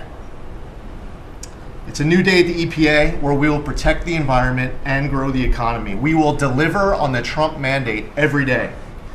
And we will fight with just one constituency front of mind, and that is the American people. Thank you, Mr. President, for being willing to take a bullet for this country. And if you were to ask me what I'm grateful for, whether it's a Thanksgiving, it's a Christmas, a Hanukkah, a New Year's, any time of year, the fact that this president, after 4 years serving in office, he could have just left it in the rearview mirror and went on to really enjoy retirement.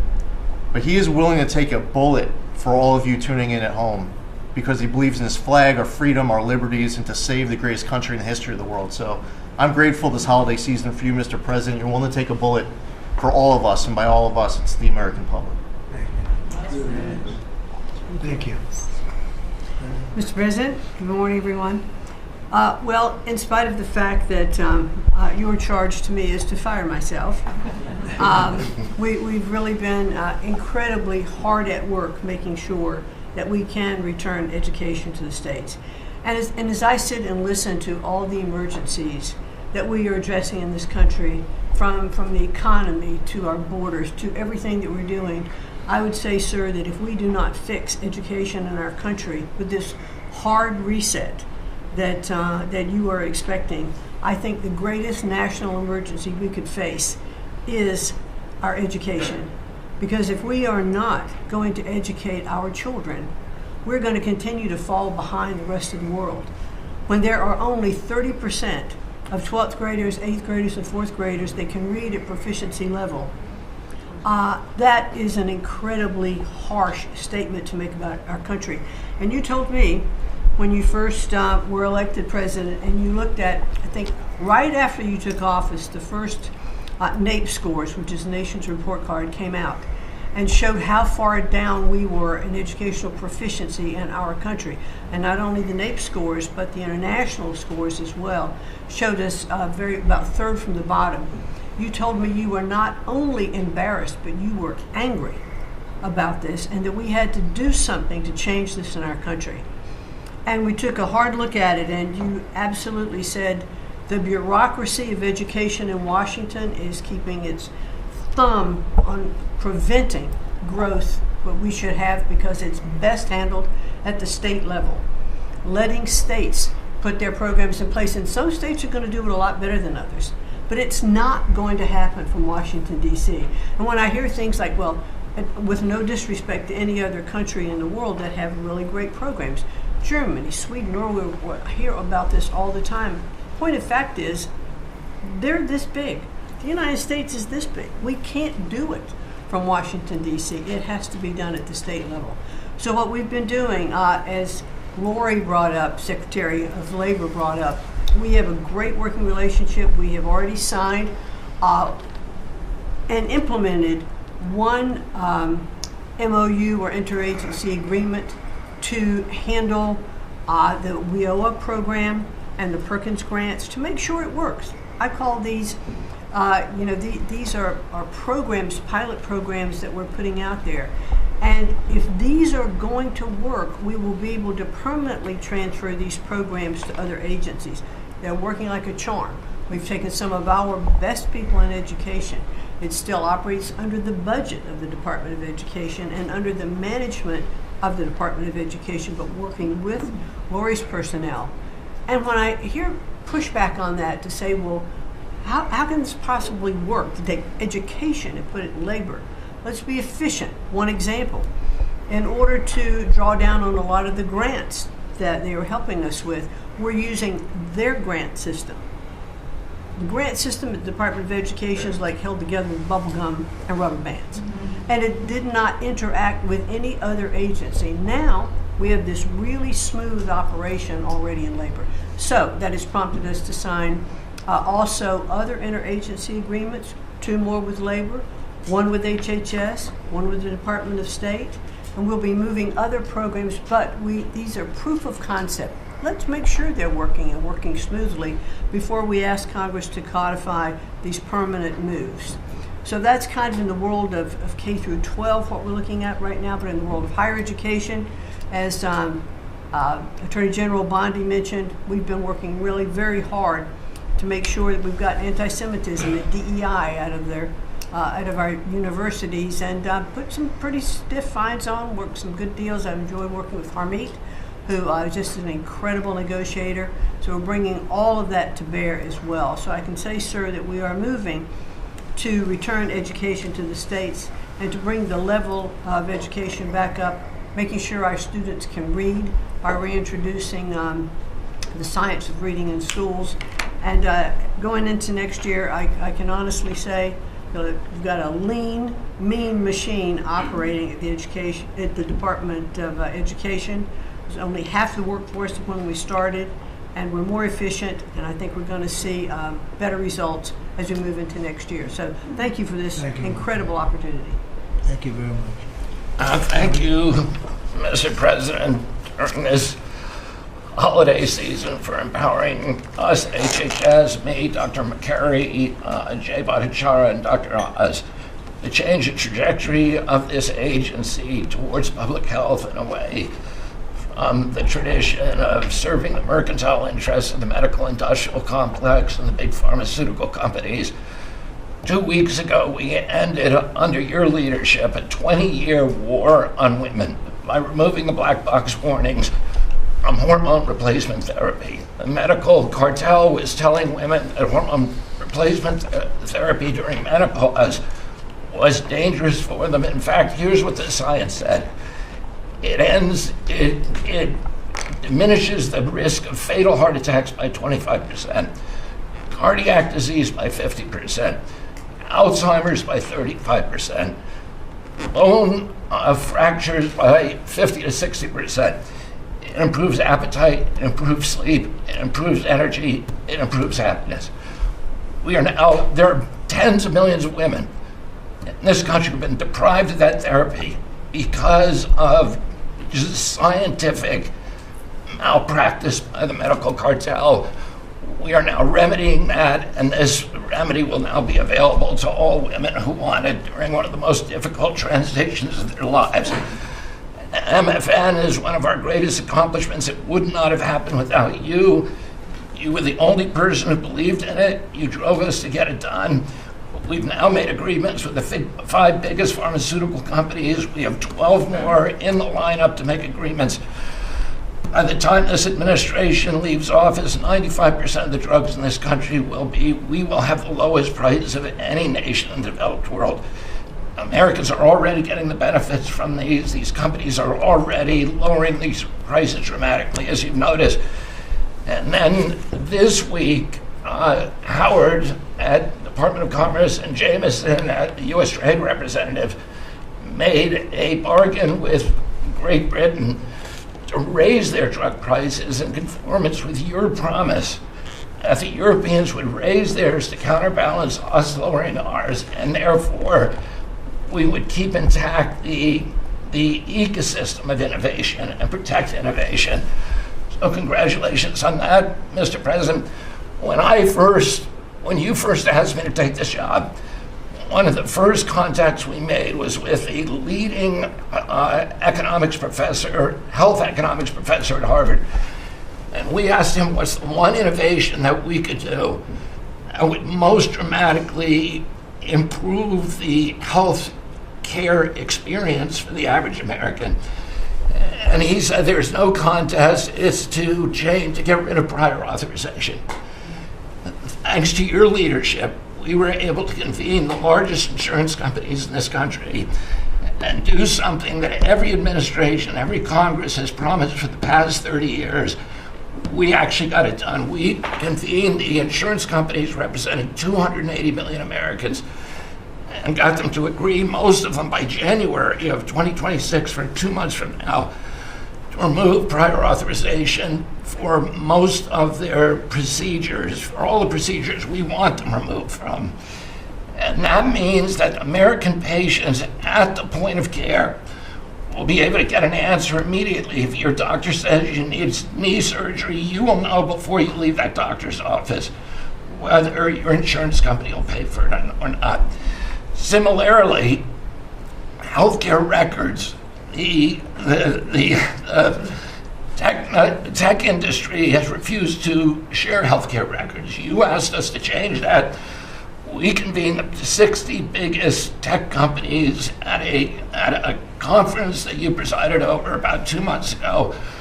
We now did a secondary conference which 400 leading companies have all come in and agreed to remove any kind of blockages where individual Americans can get their own health care. Americans own their health care records, yet they were not able to access them. And if you lived in New Jersey and you moved to Oregon and you got injured, you went to a hospital, you would have to spend maybe 45 minutes filling out forms on a clipboard because your doctors there could not get your healthcare records. They couldn't get your blood type, your allergies, all the things that they ought to know immediately so they can save your life. Now that has all changed, and all these companies now have agreed to remove all the blocks on sharing healthcare records. Every American will have their healthcare records available on their cell phones. And it's already happening. In the last 6 months, there have been over 100 times the number of healthcare records shared by hospitals and during the entire previous administration. On deregulation, HHS proudly is now leading the pack, and thank you for your help on that, Russ. But today we announced the revocation of the nursing home rule, which was overburdening rural areas across this country, Indian reservations, with regulations that were going to destroy the nursing home industry in those communities. And that is going to be a $25 billion savings. Those are some of the things that we're doing because of your leadership, President Trump. Thank you so much, and Merry Christmas to you. Thank you, Bob, very much. Great job. Well, Mr. President, you've assembled an incredibly talented group here. If you took a look at this group compared to any Fortune 500 leadership team, any group of startup folks, I mean, this is an amazing group in the breadth of what's being accomplished. And the timing couldn't be better because with your leadership and vision, you've set us up for this age of abundance as we head into next year, the 250th anniversary of this country. And what are we heading into that year? As we've talked around the table, you've heard about massively lower taxes, massively lower regulation, abundant energy, record capital investment coming in, job growth. I mean, we are set up to really have something to celebrate next year. And I just, again, want to say thank you to everybody around the table. You gave us one big assignment in Interior. Of course, Interior, the largest balance sheet in the world. In the Department of Interior, if it was a standalone company, 500 million acres of surface, 700 million acres of subsurface, over 3 billion of offshore from Guam to the Virgin Islands. And you said, we got to take care of that balance sheet. We got to develop those resources. And what have we done across that? Producing record amounts of oil, record amounts of gas. And again, we set out with a goal, energy diplomacy, sell energy to our friends and allies. We're exporting a record amount of energy to all of our friends and allies around the world. That's helping do that. And you're giving a gift to America as we head into this. You're giving us peace abroad and you're giving us prosperity at home. that bodes so well for our country. One small little gift that we're giving to all Americans from one teeny part of Interior, which is the national parks, is that not only are we keeping prices low for all American citizens, offering 10 free days for our national parks next year to coincide with our holidays, but also a $100 surcharge for non-residents. That is going to raise hundreds of millions of dollars for helping restore and preserve all of our best parks. So as we close out with it, I want to also say a big celebration going on here in Washington, D.C. We've been thrilled to be part of the National Park Service, the U.S. Park Police, part of this great effort across a number of us on making D.C. safe and beautiful. This will be the safest and most beautiful capital in the world. We are doing so many things, whether it's hundreds of homeless camps, thousands of graffiti sites, cleaning up ponds and fountains, preparing this thing. The United States is never going to be performing better economically. It's never going to be looking better, just like the White House has never looked better, all because of your vision and leadership. So again, thank you, sir. You've given an incredible Christmas gift to Americans by setting us up for an incredible 250th anniversary. That's very nice. Thank you, Doug, very much. Rocco? Well, thank you, Mr. President. First of all, this is a very talented team, as you've seen, and as you know, because you picked every single one that's on. You deserve tremendous credit for doing that. It's an honor to be in this role. It's also an honor to be involved in and be a witness to what I believe is the most transformational year in American foreign policy since the end of the Second World War, at least.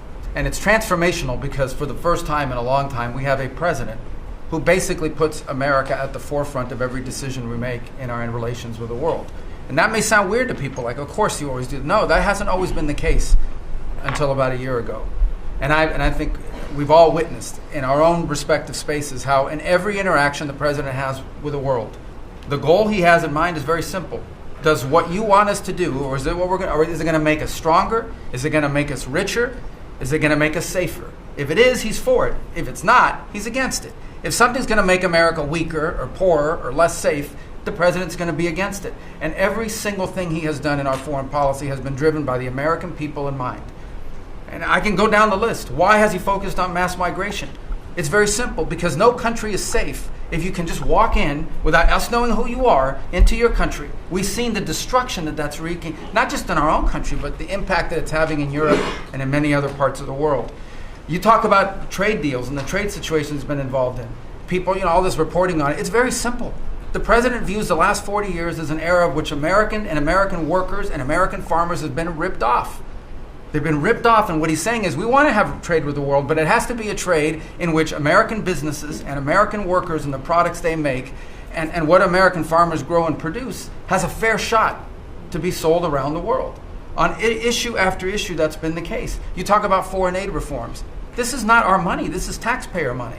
When the president has said we're going to do foreign aid, but we're going to do foreign aid for countries that are aligned with the United States and in a way that doesn't waste the taxpayers' money. And Mr. President, you deserve tremendous credit for that. Many of us, the Vice President, by the way, I want to acknowledge, has played an extraordinary role in our foreign policy, and he too has been a witness to all of this as it's been occurring, and he's been a big part of it as well. You talk about NATO. The president's not against NATO. He went to NATO and basically said, look, you guys, we're paying all the money, and he got them to do the 5% commitment, which everybody said was never going to happen. It was impossible. Everything this president does is driven by the American people. Whether you don't have to agree with the actual move, but understand the motivation. The motivation is always you, the American people, and what's good for you, for your family, for the country, and for our economy. But the president is also committed to peace in a way that all of us have seen. He achieved in Gaza, and he does it, by the way, not just because he hates war and he thinks wars are a waste of money and lives, but because he's the only leader in the world that can. No other leader in the world could have pulled off what happened in Gaza. And I can tell you, I can't get into the details. The vice president knows what I'm talking about. That deal doesn't happen without the president's direct interaction with the leaders that were involved in this decision making. And everyone said that deal couldn't hold. And then the president shepherded through the United Nations of all places to get a global coalition of countries to line up behind the peace deal, behind the border peace. And it's still, every day is a challenge, but it's been driven personally by the president. It's the reason why we're involved in this whole Ukraine-Russia conflict. That's not our war. It's not the president's war. This war started, it never would have happened if you'd been president. But this war is going on, and the president is trying to end it, not because, listen, we got a million things to focus on in the world as a country, but he's the only leader in the world that can help end it. And that's why even as we speak to you now, Steve Witkoff is in Moscow trying to find a way to end this war, to save lives of 9,000 people, Mr. President, as you well know, are dying every week. More people are dying a week in that war than have died in the entirety of the U.S.'s involvement in Afghanistan or Iraq. Just think about that, how bloody and destructive it is. The President's taken on this issue of Sudan personally, not send out deputies to do it. Again, far away from the United States, because he's the only leader in the world that can bring it about to an end, not to mention all the other peace deals, very dangerous ones like India and Pakistan or Cambodia and Thailand. And so on all these things, Mr. President, I think you deserve tremendous credit for the transformational aspect of our foreign policy. For the first time in probably 4 decades, the American foreign policy is driven by what is good for America and Americans, whether it makes us safer and stronger and more prosperous. If it is, he's for it. If it doesn't, he's against it. And that sort of clarity is transformational. I close with this, and I know I'm last, so I wanted to be fast, but there was a lot to cover. I do want to say this is the most wonderful and magical time of the year. By that, of course, I'm referring to the college football playoffs. And I just want to say this as a point of personal privilege. And I'm a Florida Gator, but if the University of Miami gets screwed out of the college football playoffs after going 10-2 and beating Notre Dame, the whole thing should be scrapped, and you're going to have to take over it next year. That's great. Well, thank you all very much. It was terrific. I hope it wasn't too long, but it was very concise, and we've done a lot. This group has done a lot. Amazing. Everybody at this table has done a fantastic. And Susie, thank you for doing a great job, as our chief has said. First female chief of staff in the history of our country, which is pretty amazing when you think of it, right? And she's the best. Thank you very much. Great job.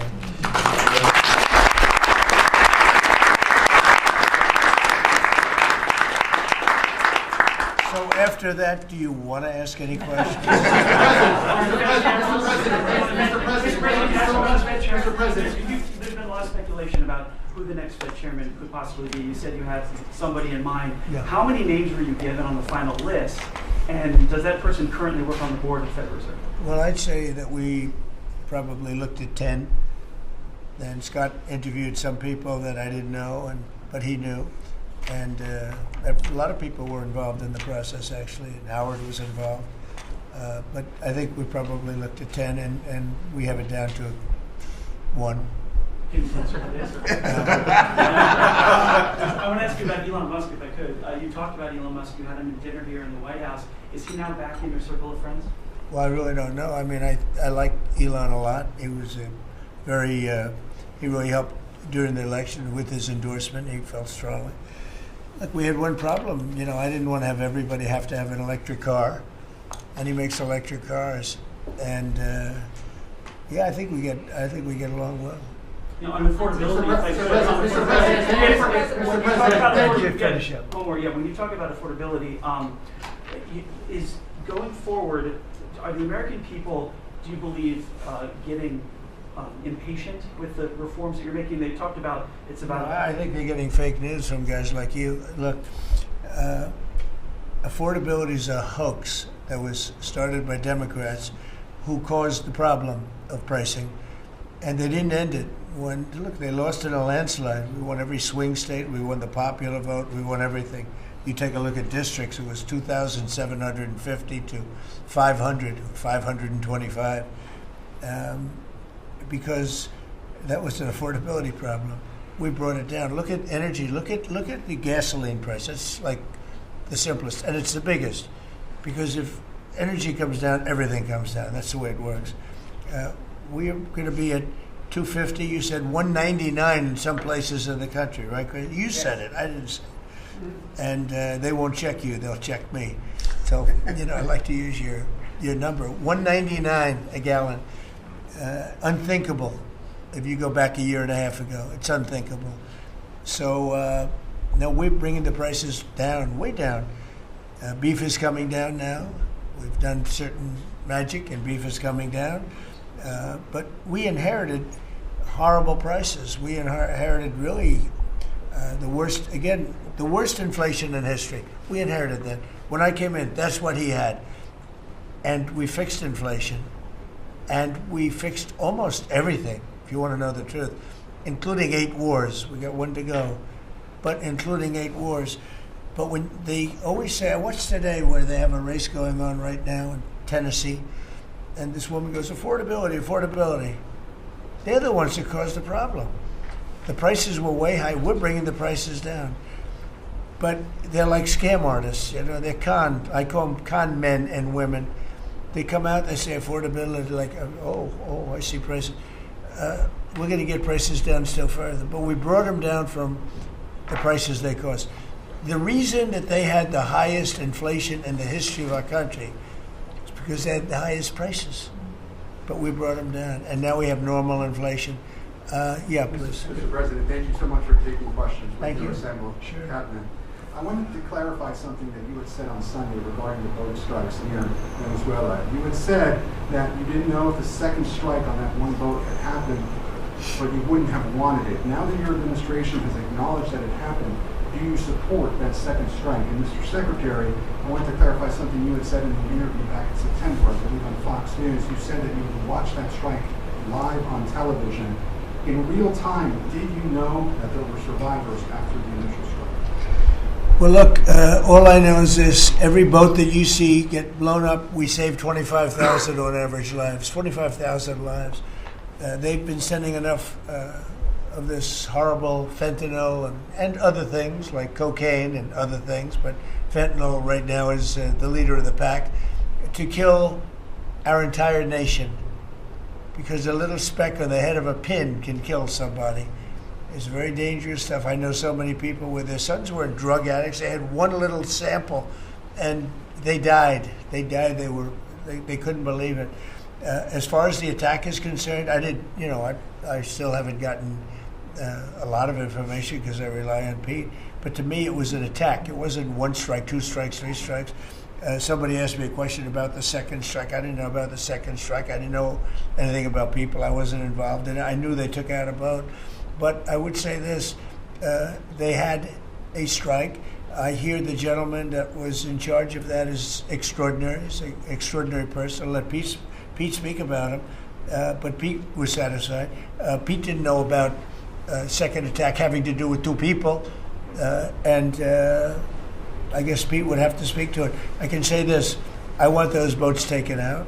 And if we have to, we'll attack on land also, just like we attack on sea. And there's very little coming in by sea. I think we've knocked out over 90% of it. There's very little, and I understand that. There's very little. We're saving hundreds of thousands of lives with those pinpoint attacks. It's an amazing thing when you see a boat going along. And, a lot of the press would like to say they're not. You see the boat. They're not maybe drugs.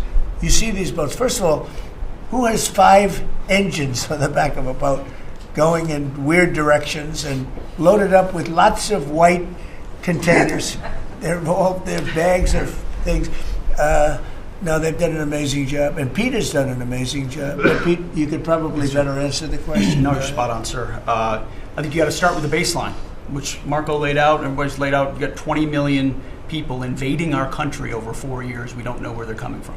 That includes Tren de Aragua and cartels and violent criminals. They bring drugs, and you mentioned it, Mr. President, poisoning, an intentional poisoning of the American people, killing hundreds of thousands of Americans. So the president had the courage to designate these cartels as designated terrorist organizations. Now, a number of us here served in the military and spent 20 years fighting terrorists like Al-Qaeda and ISIS on the other side of the world. How do you treat Al-Qaeda and ISIS? Do you arrest them and pat them on the head and say, don't do that again? Or do you end the problem directly by taking a lethal, kinetic approach? And that's the way President Trump has authorized the War Department to look at these cartels. And I wish everybody could be in the room watching our professionals like Mitch Bradley, Admiral Mitch Bradley, and others at JSOC and SOCOM and other commanders.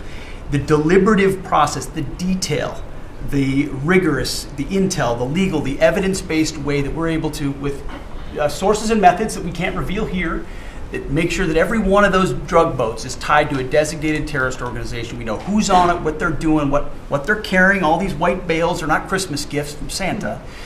This is drugs running on 4-motor fast boats or submarines that we've also struck. No one's fishing on a submarine. And I have empowered them to make that call. Now, the first couple of strikes, as any leader would want, you want to own that responsibility. So I said, I'm going to be the one to make the call after getting all the information and make sure it's the right strike. That was September 2nd. There's a lot of intelligence that goes into that, building that case and understanding that, a lot of people providing information. I watched that first strike live. As you can imagine, at the Department of War, we got a lot of things to do. So I didn't stick around for the hour and 2 hours, whatever, where all the sensitive site exploitation digitally occurs. So I moved on to my next meeting. A couple of hours later, I learned that that commander had made which he had the complete authority to do, and by the way, Admiral Bradley made the correct decision to ultimately sink the boat and eliminate the threat. He sunk the boat, and eliminated the threat. And it was the right call. We have his back, and the American people are safer because narco-terrorists know you can't bring drugs through the water and eventually on land if necessary to the American people. We will eliminate that threat, and we're proud to do it. So you didn't see any survivors, to be clear, after that first strike? You personally? I did not personally see survivors, but I stand, because the thing was on fire. It was exploded in fire or smoke. You can't see anything. You got digital. This is called the fog of war. This is what you in the press don't understand.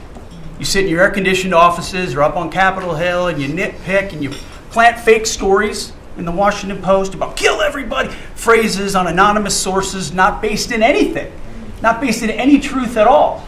And then you want to throw out really irresponsible terms about American heroes, about the judgment that they made. I wrote a whole book on this topic because of what politicians and the press does to warfighters. President Trump has empowered commanders to do what is necessary, which is dark and difficult things in the dead of night on behalf of the American people. We support them, and we will stop the poisoning of the American people. And Mr. Secretary, on the second strike, you said it happened more than an hour after the first strike? I couldn't tell you the exact amount of time. Minutes, or you had left the room? I already stated my answer quite clearly. So remember this, we lost last year, I think it was more than that, but people don't like saying it because they always said 100,000, 115,000, numbers we've been hearing for years. So we lost last year more than 200,000 people, dead people, ruined families beyond the 200,000. And those 200,000, that family will never be the same. But these people have killed over 200,000 people, actually killed over 200,000 people last year. And those numbers are down. Those numbers are down. They're way down. And they're down because we're doing these strikes, and we're going to start doing those strikes on land too. The land is much easier. It's much easier. And we know the routes they take. We know everything about them. We know where they live. We know where the bad ones live. And we're going to start that very soon too. Mr. President, thank you so much, Mr. President. And you know what? When we start that, we're going to drive those numbers down so low. And then you're going to have families be able to live without the fear of their son or daughter just having a pill to have a little fun and ending up dying within a period of 60 seconds, right? No, we're not going to let that happen. We're not going to let it continue to happen. What Biden did to this country by allowing all these people, and I call them animals in many cases, I think they're animals, to come into our country and destroy our country and let all those drugs pour in, let people just walk across the border like it was nothing. You look at them, a lot of them, you say, oh, let's not discriminate. I'm not talking about color. I'm just talking about you look into the eyes of some of these people. We're smart. And you see a killer. Come on in. Just come on in. 11,888 murderers. Many of them committed more than one murder. He allowed them into our country, totally unvetted, totally unchecked. But he also allowed drugs to come in at record numbers. And hundreds of thousands of people a year died. And we're taking those son of a bitches out, yeah. Thank you so much, Mr. President, for taking your questions. I think this is the most transparent administration I've ever seen. I'm impressed by these people. I'll tell you, how strong are you? You've been holding that for 2 hours. There are very few physically. There are very few people who could do it. I'm very proud of you. I have no idea who you are, but you're strong. Thank you, Mr. President. Mr. President, last week, militia groups in Iraq attacked the Christian region's gas field, the largest gas field, which even the U.S. companies invested in the energy sector in the Christian region. And the Christian Prime Minister requested the United States to provide them some sorts of means and defense systems in defending their civilian infrastructure and U.S. investment in the Christian region. Are you willing to providing them the support? And if I had this question, tomorrow the United States is going to open and inaugurate. Can you speak louder? Yeah, of course. Is that possible? Yeah, the most gentle, beautiful voice. You're a gentle person. Go ahead. Just take fewer words and louder. Yeah, sure. I will repeat my first question. Last week, the Iraqi militia groups attacked one of the largest gas fields in the Kurdistan region of Iraq, which even the U.S. companies have invested in these gas fields. Yeah. And then, are you from Iraq? I'm from Kurdistan, Iraqi Kurdistan. Okay. Yeah, I'm working for Ruda Media Network.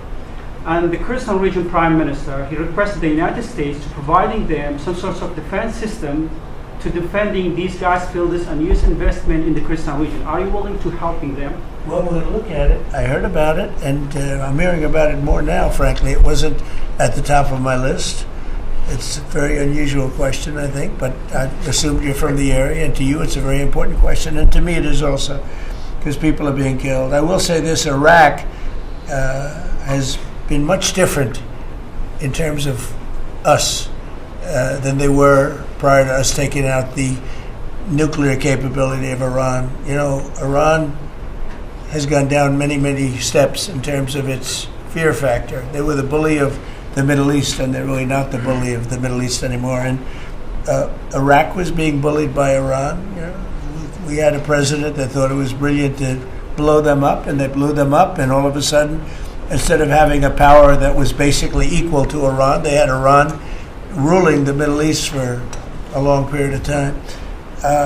But Iraq, from the day we hit them with those B-2 bombers and knocked out and obliterated, because CNN said, well, maybe it wasn't total obliteration. Well, it turned out it was totally obliteration. It was every single one of those missiles hit its target. It was actually amazing, but it was wiped out, totally wiped out.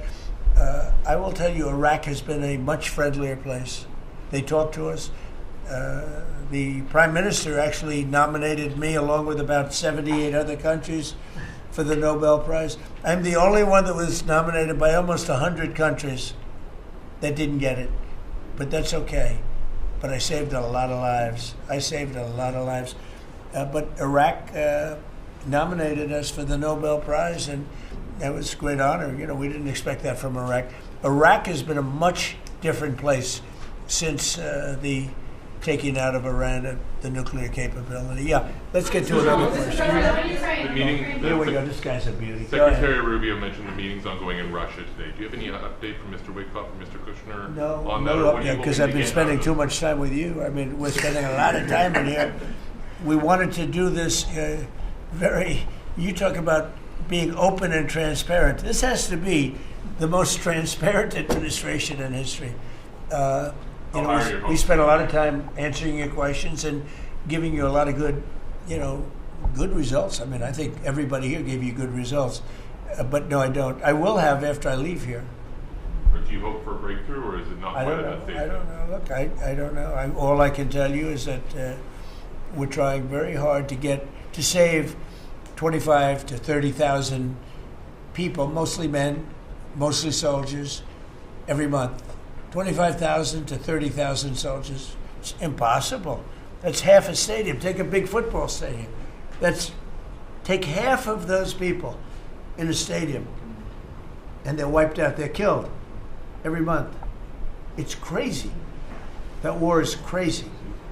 And it would have never happened with me, and it didn't happen for 4 years. You just mentioned potential land strikes. Can you elaborate anything on that? Are you talking Yeah, about I'll elaborate. If they come in through a certain country or any country, or if we think they're building mills for whether it's fentanyl or cocaine. I hear Colombia, the country of Colombia, is making cocaine. They have cocaine manufacturing plants, okay? And then they sell us their cocaine. We appreciate that very much. But yeah, anybody that's doing that and selling it into our country is subject to attack. So not necessarily just Venezuela. No, not just Venezuela, no. Venezuela's been very bad. Venezuela's been really bad in something else, probably worse than most, but a lot of other people do it too. They would send murderers into our country. They would empty their jails into our country. They sent people into our country that we don't want. They sent their drug dealers and their drug people into our country. They sent people from their mental institutions into our country, and we're getting them out. That was bad. That was real bad. And they also sent drugs. Yeah. On Tim Walz, Mr. President, do you think he should resign over the fraud scandal in his state? That who should? Tim Walz. over the fraud scandal in the state. Look, I think the man's a grossly incompetent man. I thought that from the day I watched JD destroy him in a debate. I was saying, who was more incompetent, that man or my man? I had a man and he had a man. They were both incompetent, and I had a man and a woman. I thought she was very incompetent too, but now she's leading the field, and I think she's leading the field for the nomination. Anyway, look, that's up to them. That's up to the Democrats. You know, the problem with them is they have really bad policy. And I'm not going to say what it is because I don't want them to change it necessarily because I want to run against it, whether it's not going to be me, it's going to be somebody that's going to probably sitting at this table. Could be a couple of people sitting at this table. Could be a couple of people running together sitting at this table, you know. But I want them to win because we've done a great job for this country, and I want that to be carried forward. And you know, I think we have a tremendous bench, really a tremendous bench. But no, I think that Waltz is a grossly incompetent man. There's something wrong with him. Okay, there's something wrong with him. And when you look at what he's done with Somalia, which is barely a country, you know, they have no anything. They just run around killing each other. There's no structure. And when I see somebody like Ilhan Omar, who I don't know at all, but I always watch her for years. I've watched her complain about our Constitution, how she's being treated badly. Our Constitution, the United States of America, is a bad place. Hates everybody, hates Jewish people, hates everybody. And I think she's an incompetent person. She's a real terrible person.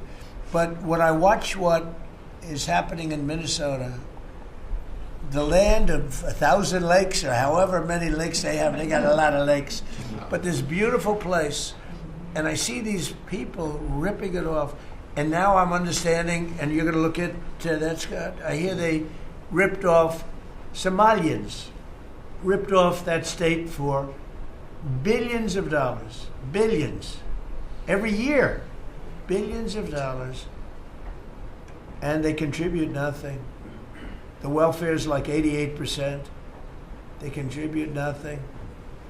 I don't want them in our country, I'll be honest with you, okay? Somebody would say, oh, that's not politically correct. I don't care. I don't want them in our country. Their country's no good for a reason. Their country stinks, and we don't want them in our country. I could say that about other countries, too. I can say it about other countries, too. We don't want them to hell. We have to rebuild our country. You know, our country's at a tipping point. We could go bad. We're at a tipping point. I don't know if people mind me saying that, but I'm saying it. We could go one way or the other, and we're going to go the wrong way if we keep taking in garbage into our country. Ilhan Omar is garbage. She's garbage. Her friends are garbage. These aren't people that work. These aren't people that say, let's go, come on, let's make this place great. These are people that do nothing but complain. They complain. And from where they came from, they got nothing. You know, they came from paradise, and they said, this isn't paradise. But when they come from hell, and they complain, and do nothing but bitch, we don't want them in our country. Let them go back to where they came from and fix it. Okay. Thank you very much, everybody.